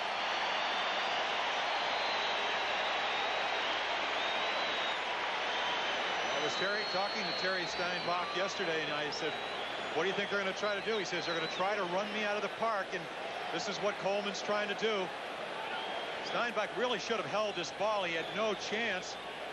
Ripken tries to block it. Ball goes into center, and take another look. Coleman's so quick, he's just up and into third base. Still nobody out. 0-1 is the count, and the next pitch is fouled back off the bat of Sandberg. Infield is playing back, so they'll give up a run on a ground ball. American League leading 2-0. Bottom of the 4th. That really is the mindset, even if you're a pitcher. You know with a 2-0 lead, you don't want to be so worried about Coleman that you allow the tying and possibly winning run to come to the plate. Oh, good breaking pitch. The prototypical 0-2 pitch. Get him to chase it, and that's what he did. Goes back to what we said. Sandberg probably hasn't seen Mark Gubicza, so all he sees is 2 fastballs, and then he goes fishing for this low and away breaking ball. Quite effective. So Sandberg gets punched out in the first inning by Viola, and now in the 4th by Gubicza, and Andre Dawson is the batter.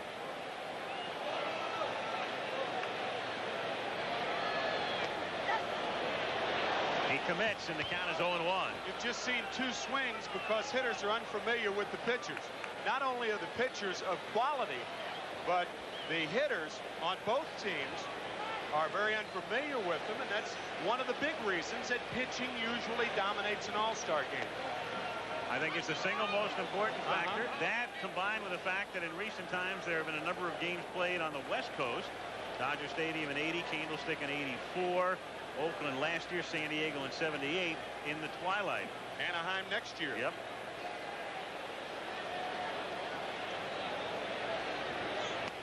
Foul back. 1-2 the count on Dawson. Well, those are some of the points that Whitey Herzog said. What would he change about the All-Star game? He'd limit pitchers to 1 inning. No 5 o'clock games. That's because he wants his hitters to have a chance. And also he'd take away he would take away pitchers hitting and institute the DH. And that's what they're going to do next year in the American League parks anyway. The DH will be used in the All-Star game at Anaheim. And that's in the dirt. It gets away from Steinbach. He can't find it, and Coleman scores. So Vince Coleman doing what he does so often in St. Louis. Single, steal to third on a bad throw, and home on an errant pitch. A wild pitch here. And the National League doing what it does best with the running game. A faster team than the American League. The American League runs coming on the power. The home run by Steinbach, and Terry has been involved in all 3 runs. He has been the man of the hour. That's grounded back to Gubicza. He knocks it down, loses his glove, stays with it, throws high, pulls McGuire off first base. Gubicza had everything in order until the very end when the throw pulls him off. And that scored a base hit, and they're going to check Gubicza. Well, it's doubtful he's ever had to throw a ball without a glove on. And he throws against his body. You can see the high throw. They call that a snow cone, and Dawson's in on the air, I assume, on the high throw by Gubicza. I think they're going to be charitable here and give him a base hit. They are. Willie McGee goes into pinch run for Dawson and might stay in the game as Strawberry comes to the plate. So McGee running at first.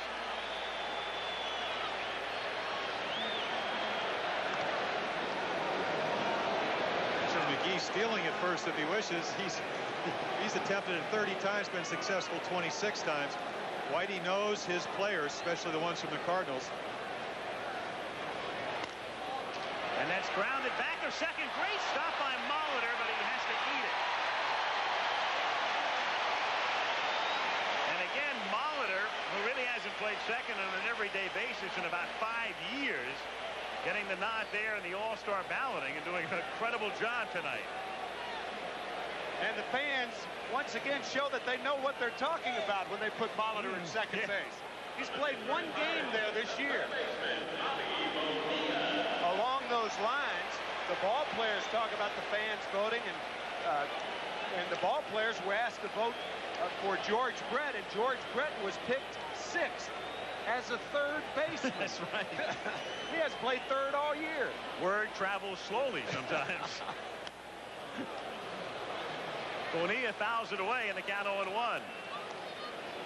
It's like some of those All-America college football teams that are announced every year postseason. You find out half the time the guy on the second team was injured all year, didn't play.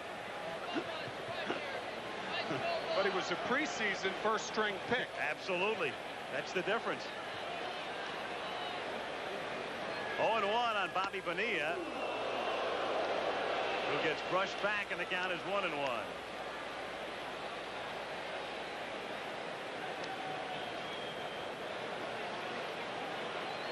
That'll get your attention. I mean, Gubicza well over 90 miles per hour with that fastball. Fouled away, and it's a ball and 2 strikes on Bobby Bonilla. National League dugout. Vance Law of the Cubs. And a look down into Riverfront Stadium. Capacity about 55,000. Ballpark opening in late June of 1970 and hosting the All-Star Game for the 2nd time. Bonilla hits one down the line in right field, and it is a foul ball. Foul ball. So McGee has to go back, and Strawberry has to go back. And Gubicza is fortunate that the count is still 1-2.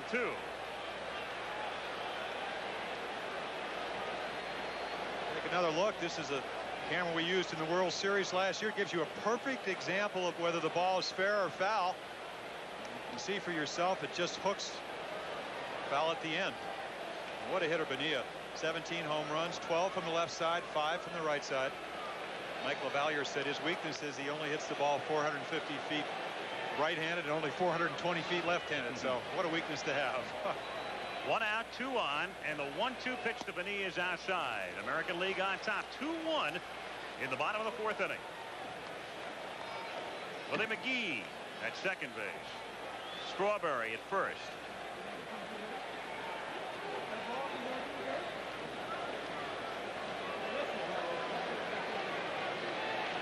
2-2 to Bonilla. Is hit to right field and right at Winfield, and the runners hold.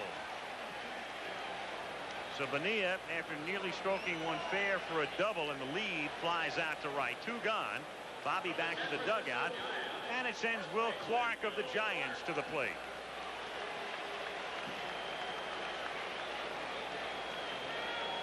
Tom Kelly, Dick Such, Rick Rennick. He's brought all of his coaches, and there's Bobby Valentine, the manager of the Texas Rangers, who, along with Tom Trebelhorn, the manager of the Brewers, serving as the coaches. And in the background there, Bobby Doerr, the honorary captain, the Red Sox Hall of Famer. Clark hits it sharply on one hop to Molitor at second, and Paul throws him out. They get a run in the 4th to make it 2-1. American League on top as we go to the 5th, and we're back in Cincinnati after this word from your local station. The 59th All-Star Game. This ABC Sports exclusive is brought to you by AT&T, the right choice.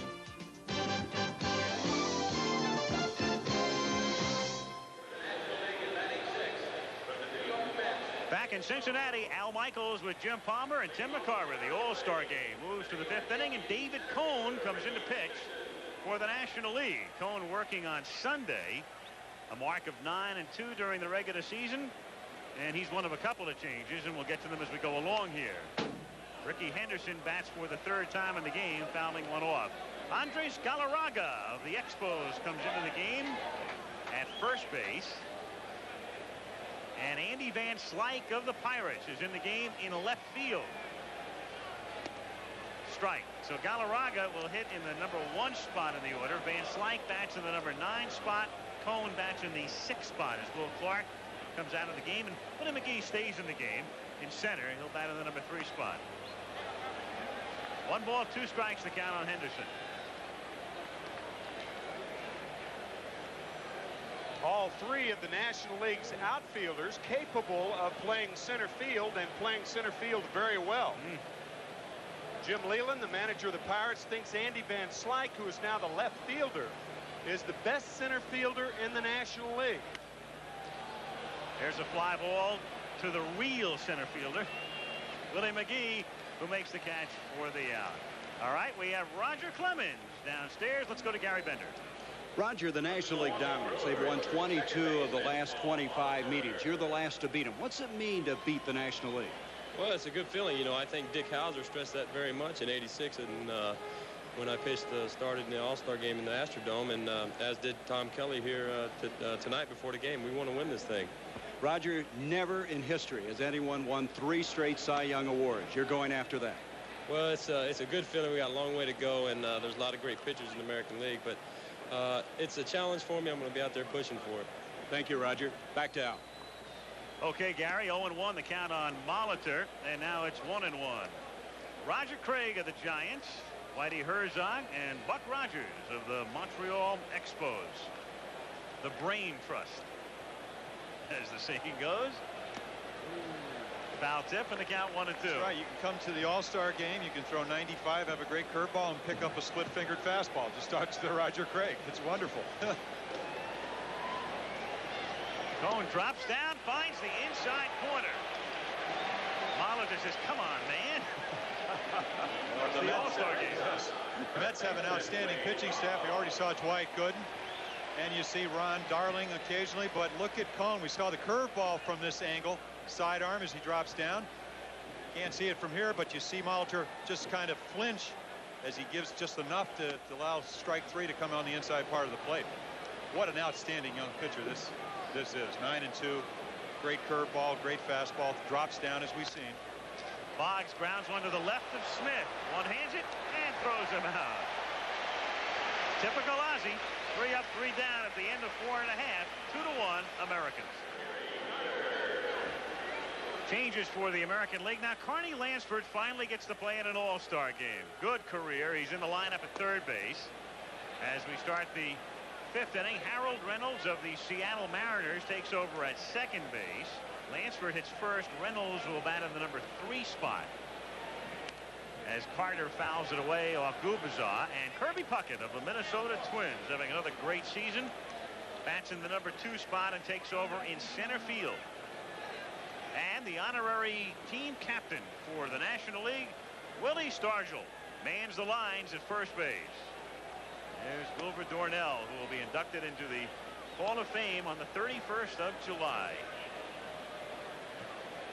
What a career. 475 home runs, the same as Stan Musial. Carter goes down on strikes, and Steinbach throws to McGuire to make it official.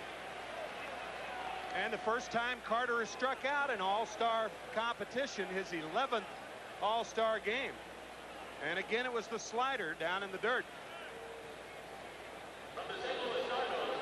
So Gary is gone, 1 away. And again, we mentioned earlier, Lance Parrish is the only other catcher for the National League, bothered by a bad back. In fact, Lance hasn't started the game since early last week.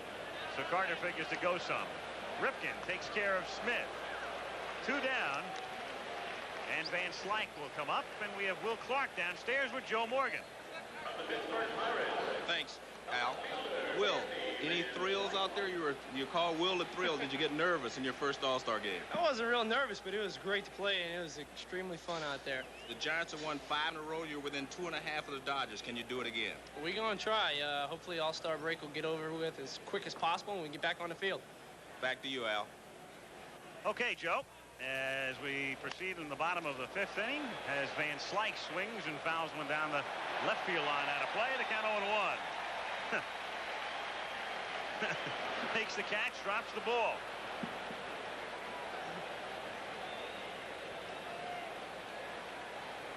The crowd at Riverfront Stadium, home of the Big Red Machine of the 70s. Tough times in the 80s for the Reds, up and down, and some second-place finishes, and Reds struggling this year. But Pete Rose trying to turn things around, and they did get a little hot over the weekend against Philadelphia, trying to climb back into the race. 2-1 to count. Mike Greenwell of the Boston Red Sox awaiting his chance. Van Slyke at the plate, 2-1. And Andy hits a grounder down to Reynolds, and the Mariners second baseman throws him out. 3 up and 3 down in the 5th. We'll go to the 6th in the All-Star game. Still American League 2, National League 1. An invitation to tea with golf's royalty. The world's finest golfers will attend. Live exclusive coverage of the British Open begins Saturday on ABC Sports.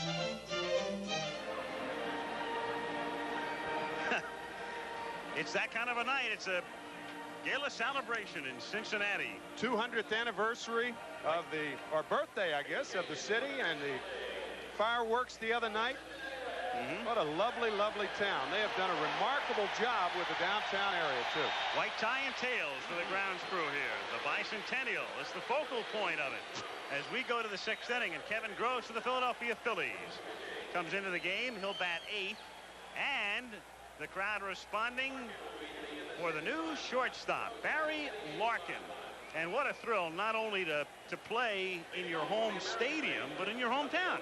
A kid who grew up in Cincinnati, was drafted by the Reds in the early 80s and declined to sign, went to Michigan, was redrafted by Cincinnati, and here he is in the All-Star game in his hometown. Jose Canseco at the plate, takes a strike, and the count of 1-1. And of course, oddly, the one guy whose town this is, it belongs to him, is at home tonight watching the game on TV. That is Indian Hill Mance, and we're talking about number 14, Pete Rose. 0-2. The Reds manager taking a night off, taking an All-Star break. In the literal sense. Look out. 1-2. Another attention pitch. Of course, Kevin Gross, what a game this is. Last year lost 16 games. This year 8-5, pitching in an All-Star game. 0-2. Trying to throw it a little bit harder, get a little bit extra. Not that high, though. And Canseco down on strike. So Jose is 0 for 3 tonight. Striking out to lead things off in the 6th inning. And it brings up Dave Winfield, who is grounded out and doubled. Dave Winfield keeps racking up the numbers and honors and awards. Gold gloves. And wouldn't that be something if in this year of turmoil and the battling back and forth with his owner, if he were to win the MVP award, he's having that kind of a season. 1-0 the count. Well, he's always gone to extremes. Lifetime average, batting average is around 280. 1 year, Steinbrenner said he didn't hit it for a high enough average, so he hit 340. Next year, he said he hit for a high average, not enough home runs. He hit a lot of home runs, and Yankee Stadium is very tough for a right-handed hitter to hit home runs in. This year, a little bit of both. 346 coming into the game, 15 home runs.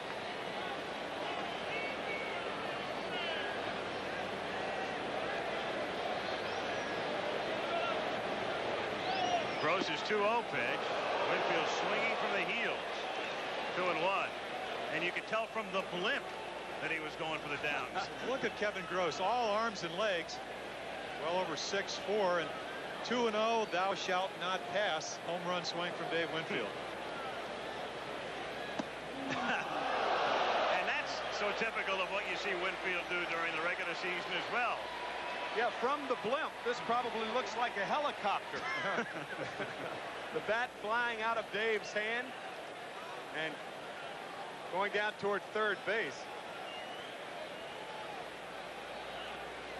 From the blimp. Well, the helicopter, here it is. Ask and ye shall receive. They had this baby tied into the tape machine. There it is. Low chopper. Absolutely, you're right. Baseball term anyway. High chopper, right? Huh? Yep. Helicopter or a dying quail.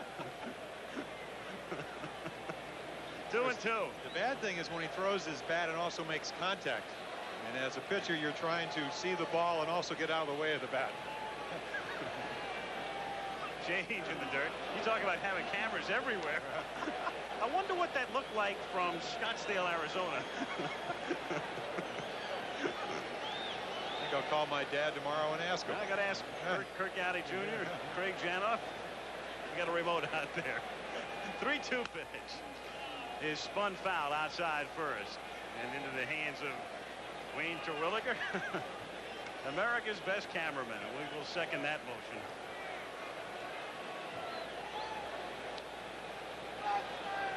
Talked about Kevin Gross last year, lost 16 games with a herniated disc in his back.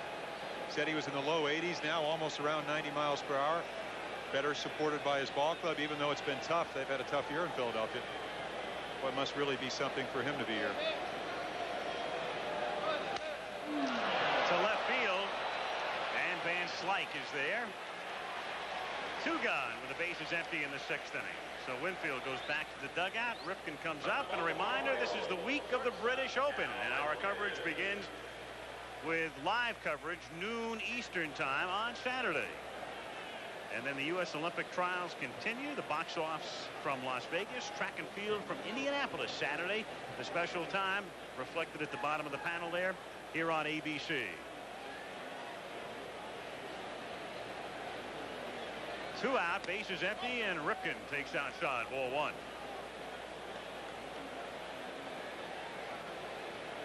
Two runs, 5 hits, and 1 error for the American League. 1 run, 3 hits, and no errors for the National League.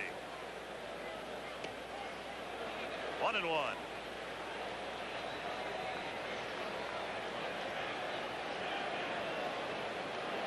Boomer Esiason of the Cincinnati Bengals, who will be in action, believe it or not, 2 weeks from Saturday in the Hall of Fame game against the Rams.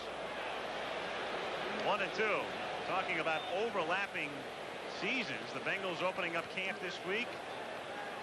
Boomer, of course, is a veteran, so he may come in a day or 2 late.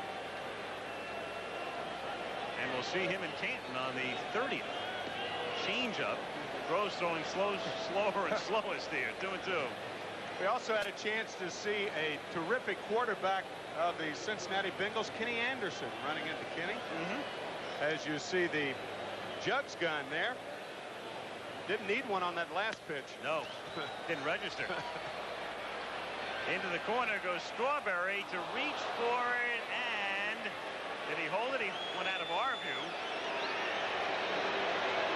Dropping foul. But down the line, let's take a look at our down the line shot here as he disappeared from our angle. Of course, the umpire makes his decision. He's going to call Ripken out. That Strawberry would have caught that ball if the fan did not interfere. Because the fan leaned onto the field. Umpire's discretion, and that's the end of the top of the sixth. Several changes now for the American League. From the Toronto Blue Jays, Dave Steve comes into the game to pitch, and he'll bat in Winfield's spot. Number 5, the new catcher from the Twins, is Tim Laudner, and he'll hit in the number 9 spot as he discusses things with Frank Pulley. Don Mattingly of the Yankees comes into the game and bats in the number 7 spot at first base. And from the Boston Red Sox, Mike Greenwell into the game in right field, and he hits in the number 8 spot. Tom Kelly, I think, wants Canseco to play right and Greenwell to play left, if I can judge his motion, and that is correct, because there they are flip-flopping. That makes a lot of sense because Canseco is normally a right fielder during the season. Greenwell, the left fielder for the Boston Red Sox. Well, what shoes he has to fill. When you think about it, the Boston Red Sox over the last 50 years have had 4 left fielders. Ted Williams, Carl Yastrzemski, Jim Rice, and now Mike Greenwell. He's a pretty good guy to follow in the footsteps the way it looks right now. A. Bartlett Giamatti, the president of the National League, who gave his National League squad a fiery pep talk, he told me before the game. Galarraga hits one to the gap in right center, and it's Canseco who calls for it and makes the catch. And Kirby Puckett was over in the area. Normally the center fielder will take charge, but Kirby giving way to Canseco. And when you look at Jose's body, you can understand. Walls would give away to Jose Canseco's body. Open sesame. I mean, I'll tell you what, this American League squad, and it doesn't mean, of course, that they're going to win. And you saw Ripken in the foreground there, but you look at McGuire and Canseco, and then if you go to the National League, Lance Parrish, they ought to be playing football here. They are big. Ryan Sandberg. Sandberg tonight has been up twice, and he has struck out twice. And he has seen about every pitch in the book along the way. Well, and of course, Dave Steeves, his best pitch is the slider, a pitch he really has not had the last couple of years because of elbow problems. You know, he used to throw a fastball that's sunk at about over 90 miles per hour. Great changeup. One of the dominant pitchers 2 or 3 years ago, and then he came up with chronic elbow soreness, and his velocity's come back this year. Last year he was 13-9 with an ERA over 4. This year 10-5, right under 3 runs. That's hit down the line in right field and looped in for a base hit. Canseco to cut it off and hold him to 1. So Ryan Sandberg fighting one off, singling with 1 out here in the bottom of the 6th inning and becoming the tying run at first base. Well, the sinker just in on his fist, and it probably hurt, but after 2 strikeouts, you'll take it. Fights it off and puts an excellent base runner, a guy that has great stealing capabilities at first base. And Canseco, a better right fielder than he was a left fielder. And that's very unusual because right field's a much more difficult position to play than left. And generally your better outfielder is the right fielder. Right. And left field sometimes is a hiding spot where you want to hide somebody when you got to get him into the lineup. 0-1 on Willie McGee with Sandberg at first base.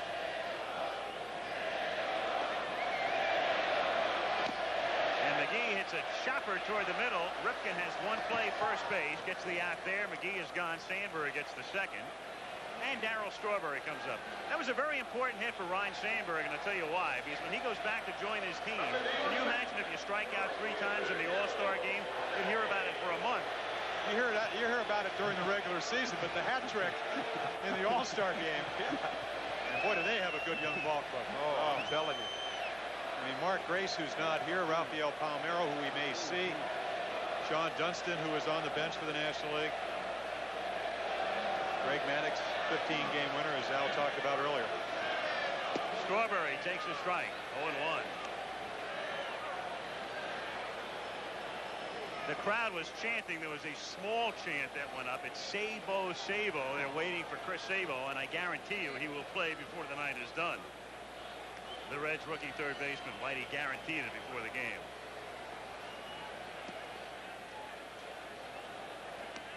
One and one.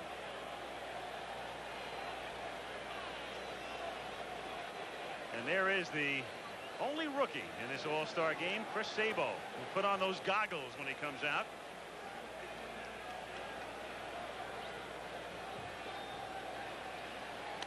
Strawberry fouls one off. 1 ball, 2 strikes. I went up to him and introduced myself, and he said, "Oh, Jim Palmer, I'm Chris Sabo." I said, "I could recognize you with that." I mean, you couldn't see it there, but if he took his hat off, there's no way you could misidentify it. His picture is up on the screen here in Cincinnati. They are seeing the same shot in the stadium that you just saw, and that's why you had that response. Sometimes they intercut our pictures with their closed circuit here, and up on the big screen in center field was the shot of Sabo, and that elicited that response. I'll tell you, he is a joy to watch play, and I love Bill Conlon of the Philadelphia Daily News description of him. He said he's a hyper-talented Pete Rose clone. And is he ever? He can play. 2-2. It's so intriguing. He's been a better player in the major leagues than he was in the minor league. Doesn't happen too often, but it does happen. And he not only forced Buddy Bell out of a job, he forced Buddy Bell out of Cincinnati, traded to Houston. 3-2.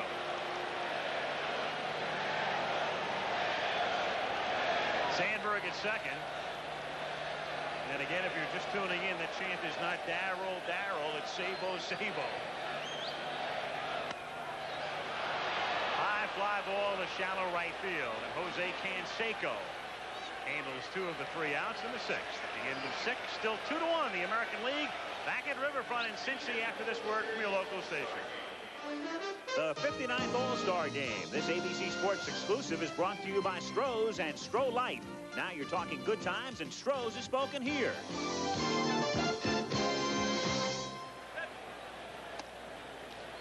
Start the 7th inning in Cincinnati. The All-Star Game, 2-1. The American League on top, and Don Mattingly bats for the first time tonight. The Yankee first baseman facing Mark Davis of the San Diego Padres. And there are Don's figures at the All-Star break.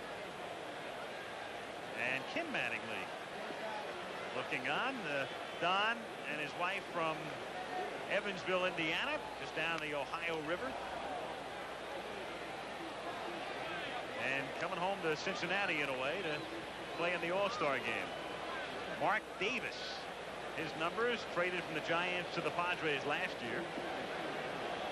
Only 2 saves last year. You see 16 this year.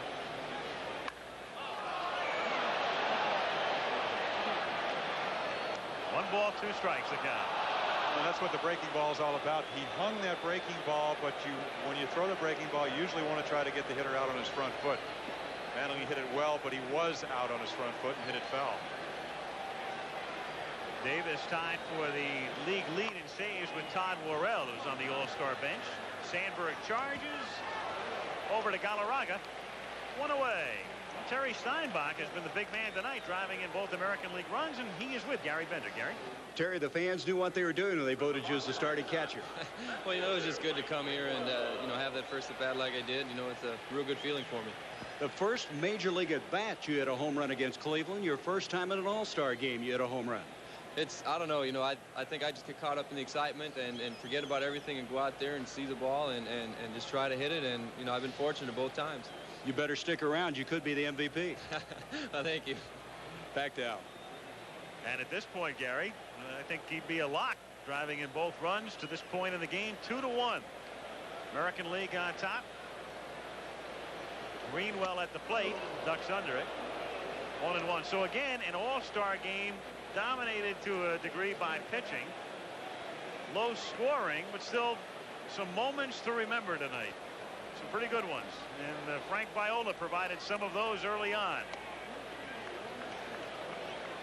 2-1. Mike Greenwell, and you saw the numbers, is a complete hitter. 45 walks, got an on-base percentage well over 40% of the time. The amazing thing about him is last year, Timmy, and he's hit so well. He hit 328, but he hit 378 against lefties. Now you take a power away, 19 home runs, only one, but I mean, he had actually hit left-handers better than right-handers. Leads the American League in RBIs. It's like Rafael Palmeiro's the same way. A better hitter against left-handers than right-handers. And there's your point. And into left field, and what a catch. Yes, he caught it. Andy Van Slyke. Well, there's your point. The best center fielder playing left takes a hit away from Mike Greenwell. Andy Van Slyke, and has he ever emerged this year? You can put super in front of star now. He's on that level. Well, not to embarrass yourself, you have to have great baseball instincts. He dove well before the ball was about to hit the turf, and he still comes up with it, knows about where it's going to land, has his glove right in the proper position. Tim Laudner of the Twins now hits for the first time in the game and takes a strike. Van Slyke making that play after signing 12 million baseballs. That's what he said. And I asked him about it before the game. He said it wasn't 12 million, it was 12 to the 10th power. He's got a wonderful sense of humor. That's driven to the gap in right center field and all the way to the fence. And Strawberry comes up with it on the warning track. And there's Laudner, who hit 191 last year in the regular season, but had a terrific World Series, doubling in the All-Star game. Boy, has that made a difference. Hitting just about 250 this year. And again, we talked about Frank Viola, won the first and the 7th game. Not that he had a bad year last year, but came back, and this year is the dominant pitcher along with Roger Clemens in the American League. And now Whitey Herzog is going to go to the mound. He's going to bring Bob Walk into the game to face Carney Lansford. So he gets Davis in for 2/3 of an inning.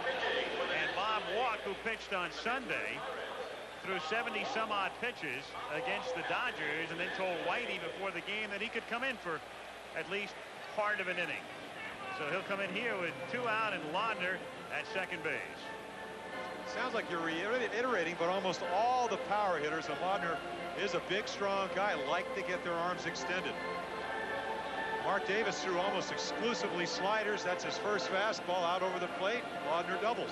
And Laudner, like a lot of the Twins, credit Tom Kelly for the patience that he's shown with them. Laudner even goes back to A-ball when Tom Kelly was his manager. Tom used to do the laundry. He'd drive the bus and train his players. He is a very, very popular manager with his players. No doubt about it. And he took some knocks in the World Series. Everybody said he's dull. Well, yeah, when you're around 9,000 people and you're uncomfortable, maybe you'll come across as dull. But when you get to know the guy, and those who have in this business find him to be a very engaging guy and a very bright manager. Yes. And I mean, how many managers can go to their grave and say, hey, as a rookie manager, I won the World Series? Right. He low-keys everything. He low-keyed his team right to the World Series and then won in 7 games. Now he's got him back in the race. So Bob Walk comes out of the bullpen. Bob Walk is a very interesting case himself. I mean, here's a guy who has a kid, starts the first game of the World Series in 1980 as a Philly, and then he has a checkered and up and down career, and 8 years later he's pitching in the All-Star game. And Carney Lansford is another who's had a fine career as the crowd begins that Sabo chant again, and they'll get him shortly. But Lansford appropriately making it to the big show. Last right-handed hitter as you look at Chris Sabo to win a batting championship in the American League back in 1981. So that graphic, 364, highest batting average against right-handers. Loves the ball out over the plate. And he hits that one on the ground down to second. And down he goes. And the American League finished here in the 7th. Sandberg and the Nationals come off. It's still 2-1. AL. Well, the All-Star Game, the traditional halfway point. Stream of consciousness. What's the one thing you'll think most about in regard to this season to this point? Pitching, I think. The good pitching in the National League. The Mets may not win. Yeah, might be right. Race is really heating up, and the crowd heats up because hometown boy Jeff Russell from the area and now with the Texas Rangers comes out of the American League bullpen to face Bobby Bonilla. 2-1, the Americans on top, and Bonilla takes outside, ball one. Bonilla and Larkin out on deck, and then Gary Carter due up third. 1-1 the count on Bobby Bonilla. This is not a good night to hit. I mean, everybody's got a 90-plus fastball. They have 2 or 3 pitches. They throw strikes. To left field, and moving over is Greenwell, who had trouble just for an instant, but corrals it. The crowd is booing because they felt that Herzog should have let Sabo hit for Bonilla. 1 out, and Larkin is the batter.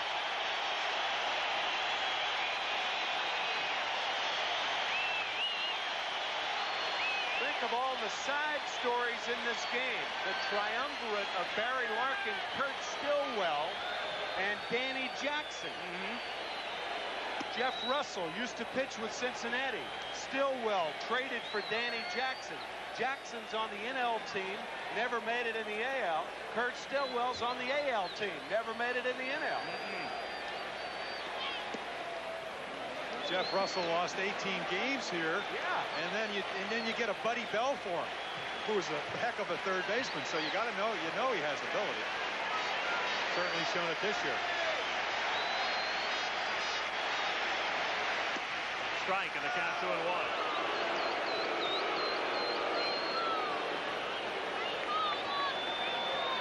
Another thing that makes it a good night to pitch is that Frank Pulley has a ample strike zone. It's like a pitcher's umpire. You would pick up on that. You want every edge you can get, of course, especially in an All-Star game.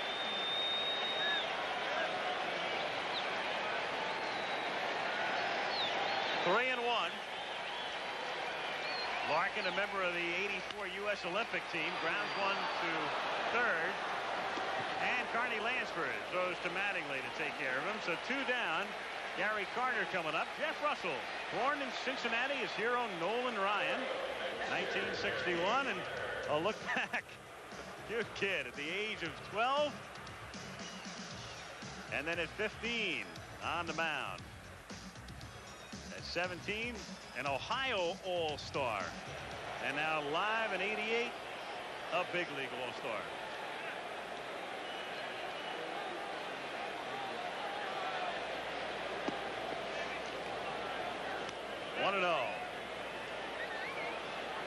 When he was 12, he didn't look like he'd develop into the type of kid that could grow that sort of beard. I was thinking the same thing.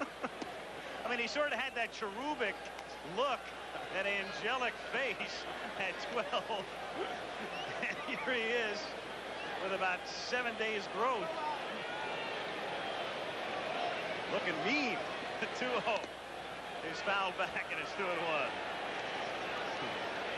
Well, let's take a look. Mets and the Yankees. Dave Winfield, he'd like to see that take place. So with this gentleman right here, boy, Carter talked to Gary. He has been struggling, been on 299, talking about home runs for about the last 2 months. Said he talked to Joe Morgan and Johnny Bench about making some adjustments, but I'm not sure if tonight's a great litmus test to make adjustments. See a pitcher, a different pitcher each time.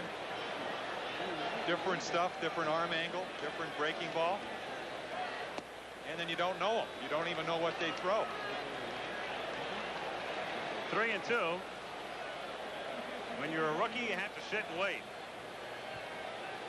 But I guarantee you he'll be in there before the night's done.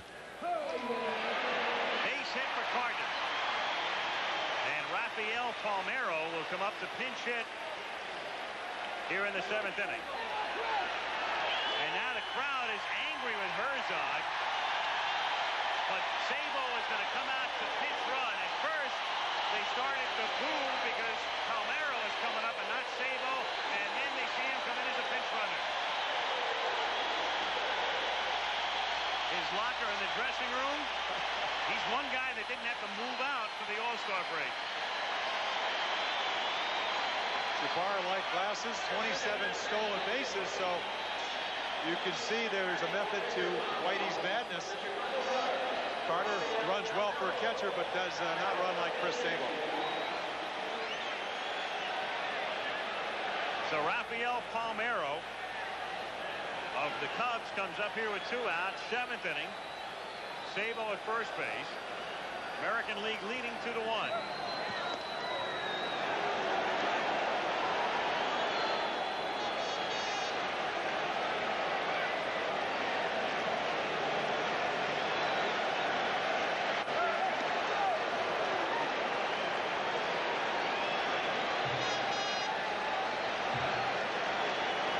Sabo with excellent speed, dusting himself off at first base,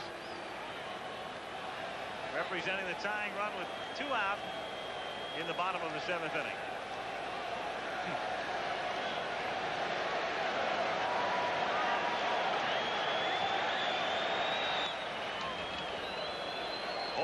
on Palmeiro.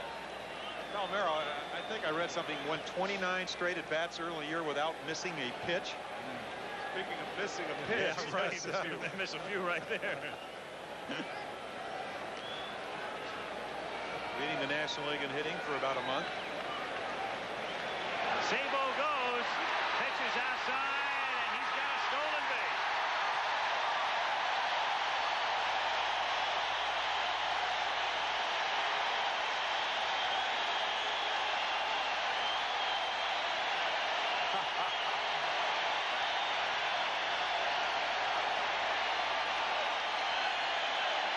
Oh, great jump. Number 26 on the year. It doesn't count, but it will if allows the National League to tie the game. Yeah, you couldn't tell the people here that right. It doesn't count. On his normal record, of course.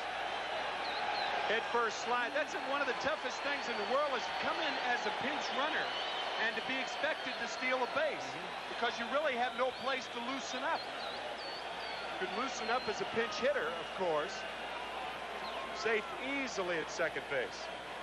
Of course, Cal Ripken trying to put the quickest tag he can, and it's just too late. Tags him on the hip. Hands well into the base. Good pitch to run on a slow curveball. 1-1 on Palmeiro. 2 out.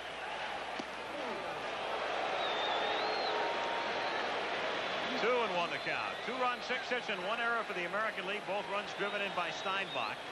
1 run, 5 hits, and no errors for the National League. Jeff Russell working on Palmeiro. And the count 3-1.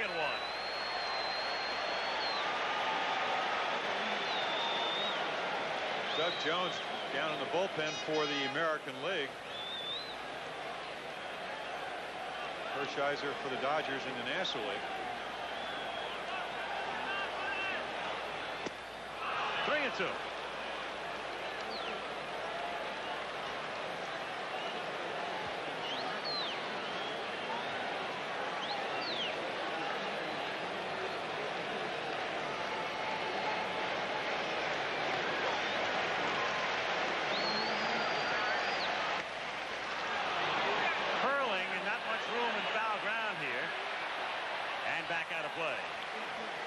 So still 3 balls and 2 strikes on Rafael Palmeiro. It's hard to tell now, but almost every hitter I talked to, I said, how do you characterize this park? They said, a good hitting ballpark. Ball carries well, and also not a lot of foul territory, especially when you get down the lines. Contrast this to Oakland. I mean, Oakland is huge. On that last foul ball, Sabo with 2 out running, and you heard the crowd respond. He'd already crossed the plate. Just in case it was fair. He really didn't have a chance, but that's the way he plays the game. A typical example right there. And Palmeiro walks. So runners at first and second, and Andy Van Slyke, who made that great catch in the top of the inning, comes up here. Van Slyke and all of the Pirates, and you see the RSC on their sleeves. And that's in the memory of Richard Caligari, their mayor, longtime mayor in Pittsburgh, who died this spring and was very instrumental in keeping the team in Pittsburgh. And also the mourning bands around the left sleeve of the umpires tonight as they remember Dick Stello, who died last winter in a road accident, and Lee Wyatt, who died last week. Mattingly, great stop, goes to second for the force. What a play by Mattingly. Not only to stop it, but then to have the presence of mind to get up and make the dead right play in front of him to force Palmeiro. Palmeiro may have slid late into second base. He gets a good jump off of first, but watch the late slide and a brilliant play by Mattingly. The All-Star game moves to the 8th inning as Kirby Puckett leads off for the American League, hitting one in the air down the line. Strawberry goes over and makes the catch in fair ground. So on one pitch from Oral Hershiser, the new National League pitcher, Hershiser worked Sunday for the Dodgers, but told Whitey he could give him an inning, as Tim mentioned before. And here's the inning, the 8th, and he's got a new battery mate. Gary Carter worked 7 innings tonight, and Lance Parrish of the Phillies, the former Tiger, takes over there. Rafael Palmeiro stays in the game in left field. Parrish hits 7th, Palmeiro hits 8th, and Hershiser bats 9th. Harold Reynolds, the Mariners second baseman, comes up with 1 out. The base is empty. 8th inning. 2-1. The American League on top. Al Michaels, Jim Palmer, Tim McCarver at Riverfront Stadium in Cincinnati.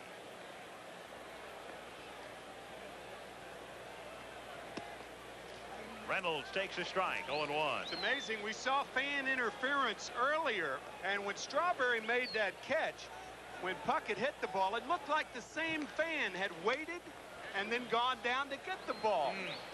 Fell in the white shirt out there. Palmeiro makes the catch. 2 gone. Dave Winfield out of the game, and let's get a word with him. Gary and Joe are downstairs. Dave, with your double in the 4th inning, you tied an all-star record. 7 straight games with a hit. You know who you tied? I think Joe Morgan right here. Someone told me before the game, but I'm happy to be in the same company. Well, Dave, I didn't have any pressure on me when I tied Mickey Mantle because I didn't know about the record. Right. You had pressure. Yeah, no, it's not really pressure. We're here having fun, doing our thing, and demonstrating that we can play. We're having a good time. Dave, you've been on a mission, kind of an MVP-type season. Yeah, it has nothing. It's just a personal thing. I just want to do well and let the team win. We're in second place right now, which is the second best position to be in at this point, but we're going to make good drives second half and try to win it all. Al, back to you. All right, gents, thank you. 2 out with the bases empty here, and Jose Canseco at the plate. And Oral Hershiser, the sole Dodger representative, trying to make short order of the American League. He's got Puckett, he's got Reynolds, and he's quickly ahead 0-2 here.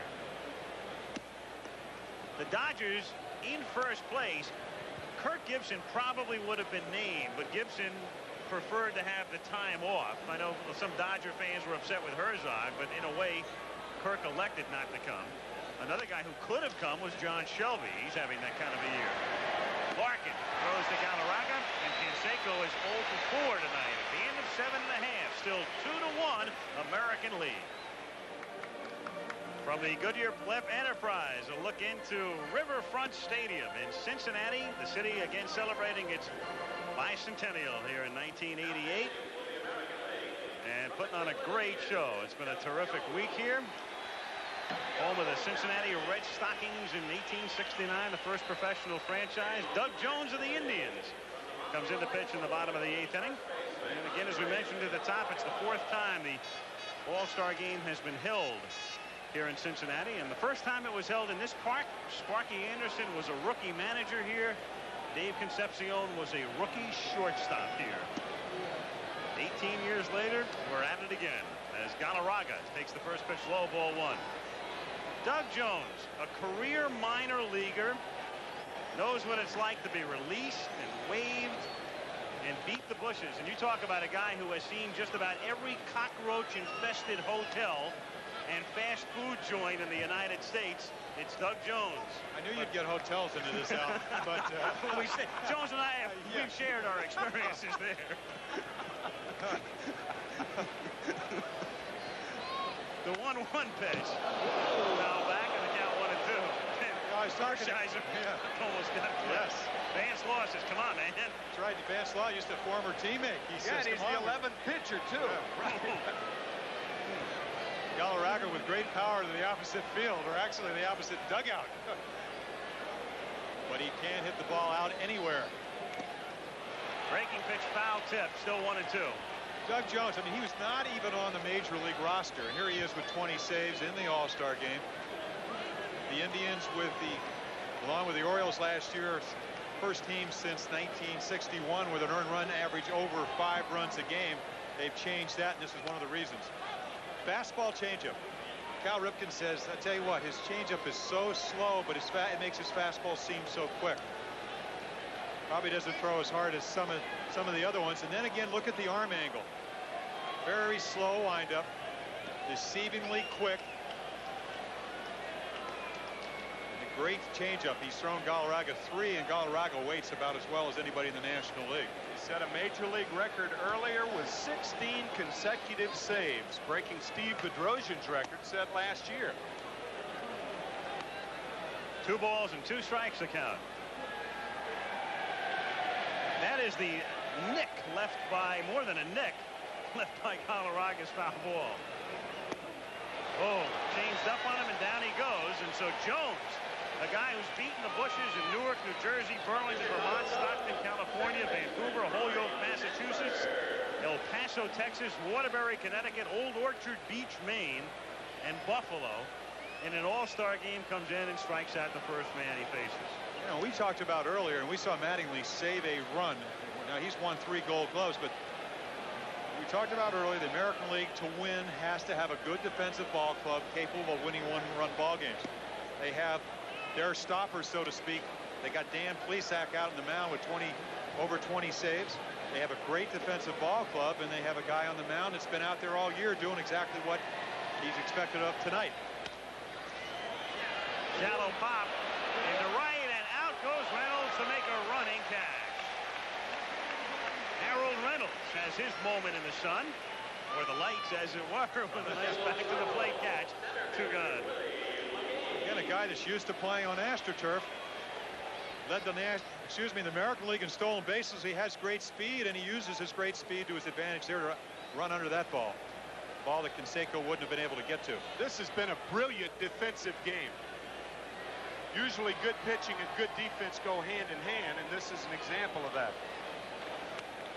And interesting right now that the play of the game is a defensive play of sorts, in that Strawberry appeared to have tipped Steinbach's home run. Might have made the catch, and the ball looked like it grazed his glove, hit the top of the wall, and spun over.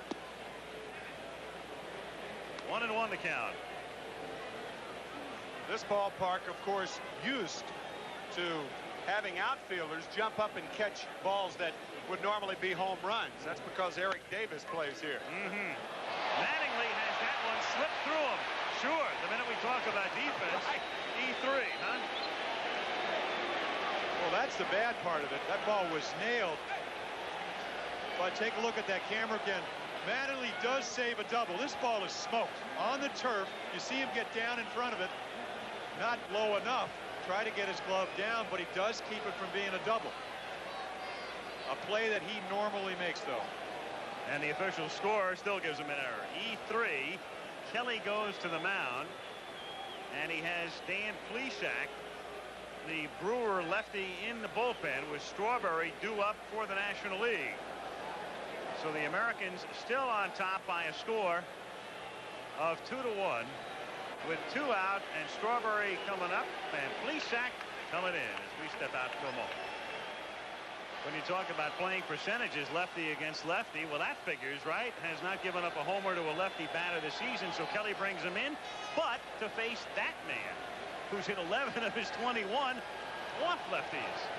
So Strawberry at the plate with 2 out, takes a strike with a tying run. McGee at first base. 2-1 American League 8th inning. Power against power. Plesac on the radar gun in Anaheim. Clemens at 96. He was at 98, and a hard slider to go with it. 22 saves. And what makes this a good play also, you have the left-hander versus left-hander, but you also have Willie McGee, who can, with 26 steals, that can run, but is not as liable to run with Plesac on the mound.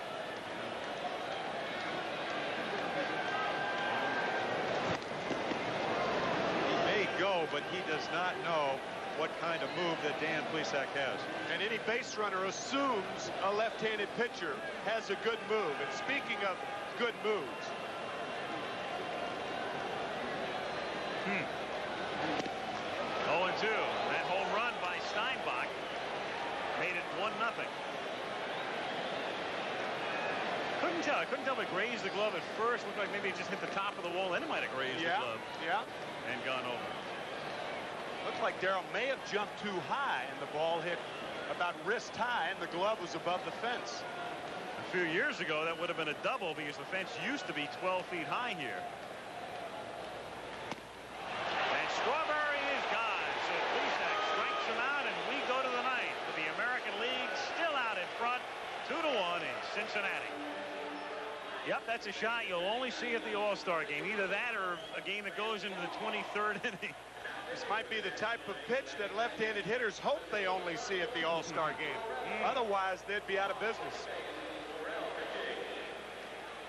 And Plesac getting high five and low five and all the rest as he goes back to the dugout. And we go to the ninth inning in Cincinnati.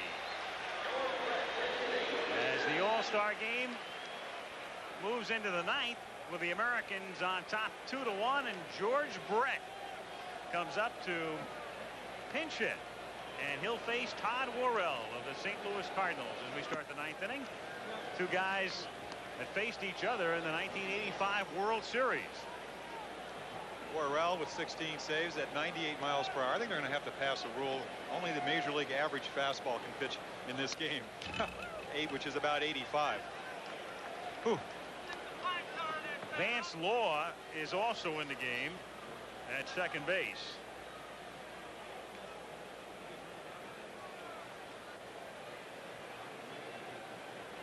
And there is Vance.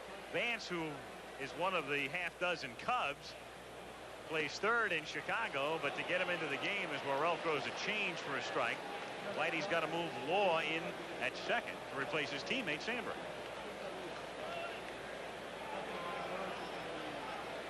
1-2 the count on Brett.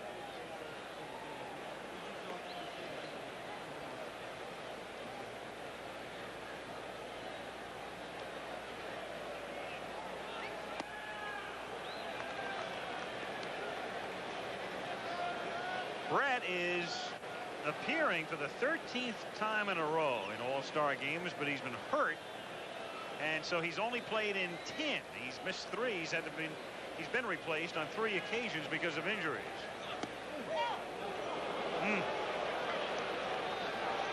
Pulley was ready to pull up the right hand.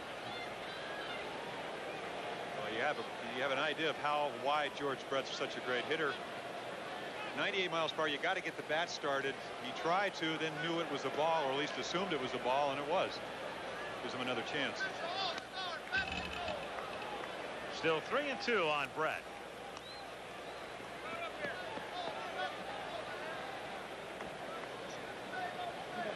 Robert Wall was the coach in Bull Durham.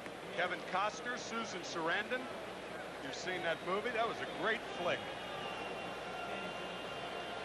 Minor league lingo.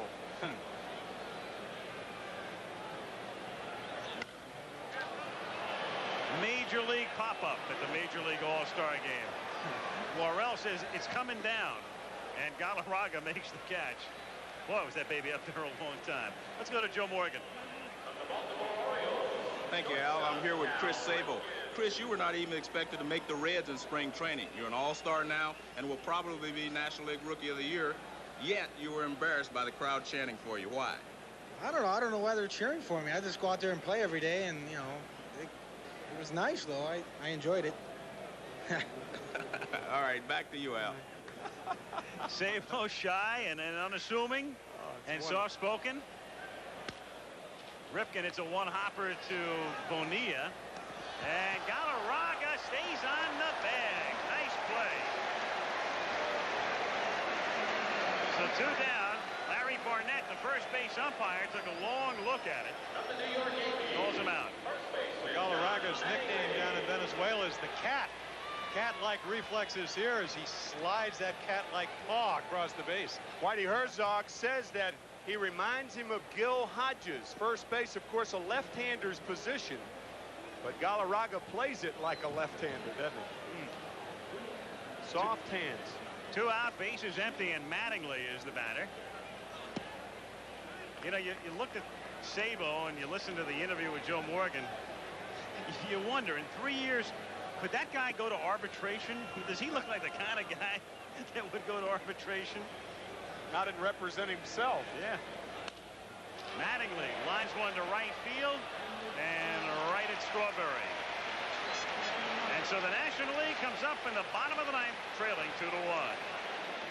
2 changes for the American League. Dennis Eckersley having a sensational season out of the A's bullpen. And here's a guy who started the All-Star Game in 1982 in Montreal as a member then of the Boston Red Sox, but now the closer.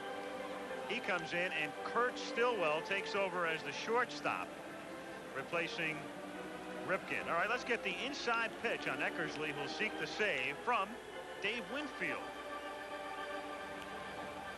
Dennis Eckersley with Oakland has been a starter most of his career with Boston and Cleveland. Made the transition to relief pitcher, has done extremely well this year, probably one of the best comeback stories of the year. He has a lot of confidence, throws over 90 miles per hour, has movement on the ball coming from the side, and you'll see him in there if the game is close tonight. And Dave was very prescient beforehand. Because here he is. Close, yes. 26 saves on the year. You know what he said when you start? He says you got to do it 3 or 4 times. He said, I'd come in now, I trick him once, get my save, and he said, but I still get nervous. So it's Bonilla, Larkin, and then Parrish due up in the bottom of the 9th inning as Bobby Bonilla takes inside. Bonilla has played the entire game. Tom Kelly trying to guide the American League to a win and beat Herzog again. And Bonilla hits one foul down the line and out of play, and the count is 1-1. Eckersley, Eckersley with a lot of options. You know, he's got the fastball, as Dave Winfield said, over 90 miles per hour. Changeup we just saw. He tries the back door, the curveball, or his slurve, as he says. 35 strikeouts in 42 innings and only 6 walks. Only 1 home run all year. 2-1. And interesting in a game in which, in a way, the baton is passed, the torch is handed down from Mike Schmidt to Bobby Bonilla. Bonilla stays in the entire game and breaks his bat. It's a soft looper caught by Stillwell. And the crowd views that one with mixed emotions. Stillwell, the former Red, traded to Kansas City. 1 away. And the crowd also probably still hoping and wishing and praying that Sabo was still in there. Absolutely. So they have booed Bonilla the last 2 times, but now the boos to cheers, because here's Larkin with a chance to be a hometown hero in many respects. Strike. Already hit 10 home runs this year. Bigger than you think. He looks slight, but good power out over the plate. Overmatched. And the count 0-2.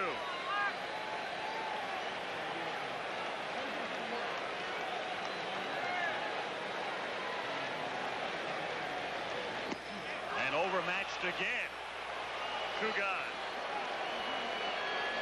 So Eckersley, an out away from wrapping it up for the American League. Winfield talked about the fastball, trying to play catch up. Barry Larkin and unable to do that.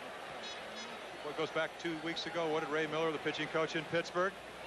You see Eckersley's reaction here. He doesn't get too excited, does he?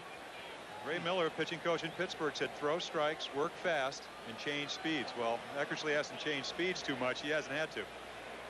Now Parrish takes low, ball 1. So this game winding down with 2 out, bases empty of the 9th inning. The scoring early, the American with single runs in the 3rd and 4th, and the National League run in the bottom of the 4th inning. Bobby Valentine, one of the coaches, is probably who thought that Eckersley may be scuffing the ball, is saying, scuff one for me now. At least tonight. 1-2.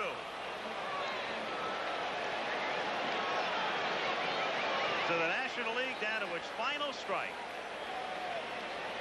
And Whitey on the verge of losing an All-Star game for the 3rd time. And that's a hat trick he doesn't want, but he's going to get. Because Kirby Puckett is going to put it away. And the American League wins it by a score of 2-1. So Bobby Doerr, the honorary captain, congratulating Kelly. Dennis Eckersley out of the bullpen to pick up the save.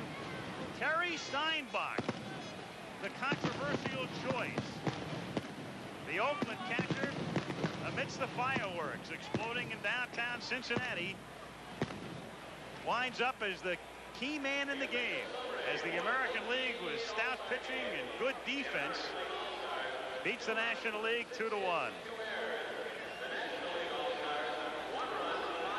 And we will be back with the Chevrolet Most Valuable Player presentation when we come back to Riverfront Stadium in Cincinnati to wrap up the All-Star game.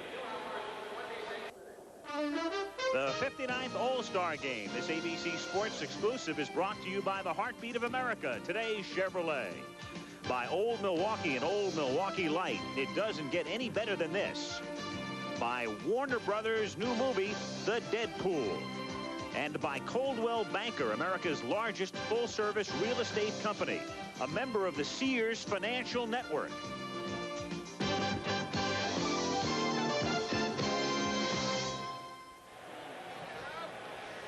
So there it is, the totals. The American League winning it 2-1, and in the All-Star game, the rules are different. So Viola only goes 2 innings, but still gets the win.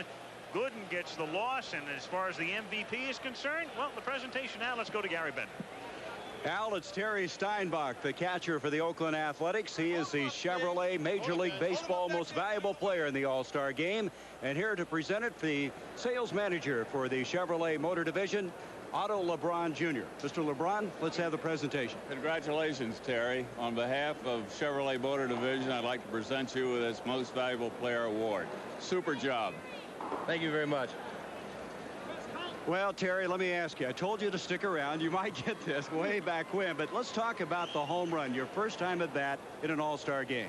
Well, you know, I was just going up there. You know, there was so much excitement for me tonight, and just went up there, and I was just going to see the ball and hit it hard. You know, just try not to strike out, basically. And when I got good wood on it, you know, and the ball went out of the park, it was just a highlight of my career. Looked like Strawberry had a crack at it. Yeah, he did. You know, when I was rounding first base, I just kind of looked and saw the ball bounce. And, you know, I don't know what happened, if it hit his glove or if it hit the fence, but I saw the umpire wave me around, and I continued running. It hit the top of the wall. Then you came back with a sacrifice fly, which was a game-winning RBI.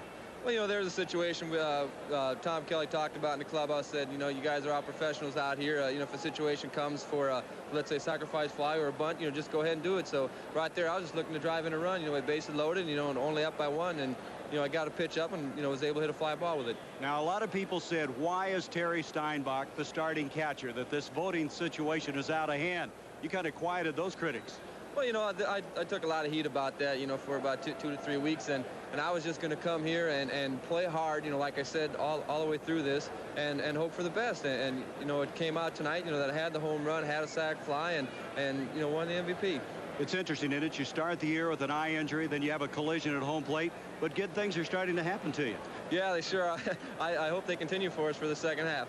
Congratulations. Thank you very much. Terry Steinbach, the Chevrolet Most Valuable Player in this All-Star game. Let's go back to Al.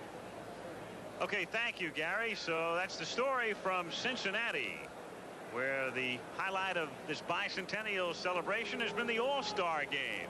And tonight's All-Star game, the executive producer has been Jeffrey Mason. Tonight's telecast was produced by Kurt Gowdy Jr. and directed by Craig Janoff. Technical director Mike Blazo.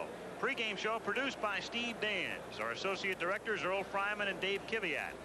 Assistants to the producer Bill Bonnell, Mike Cohen, and Patty Rotoloso. Stats and research Steve Hurt and Alan Roth. Our tech manager Mark Smith. Telecommunications manager Lee Kolinsky. Al Michaels for Jim Palmer. Tim McCarver saying good night from Riverfront Stadium in Cincinnati, with a reminder that Saturday begins on ABC Sports with live exclusive third-round coverage of the British Open. Then ABC's Wide World of Sports features the U.S. Olympic trials. Carl Lewis, Edwin Moses, Jackie Joyner-Kersee, and more compete as the track and field trials begin, plus the box office live from Las Vegas, Nevada.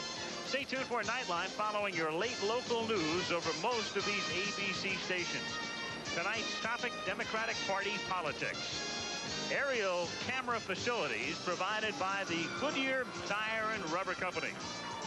This has been a presentation of ABC Sports, recognized around the world as the leader in sports television.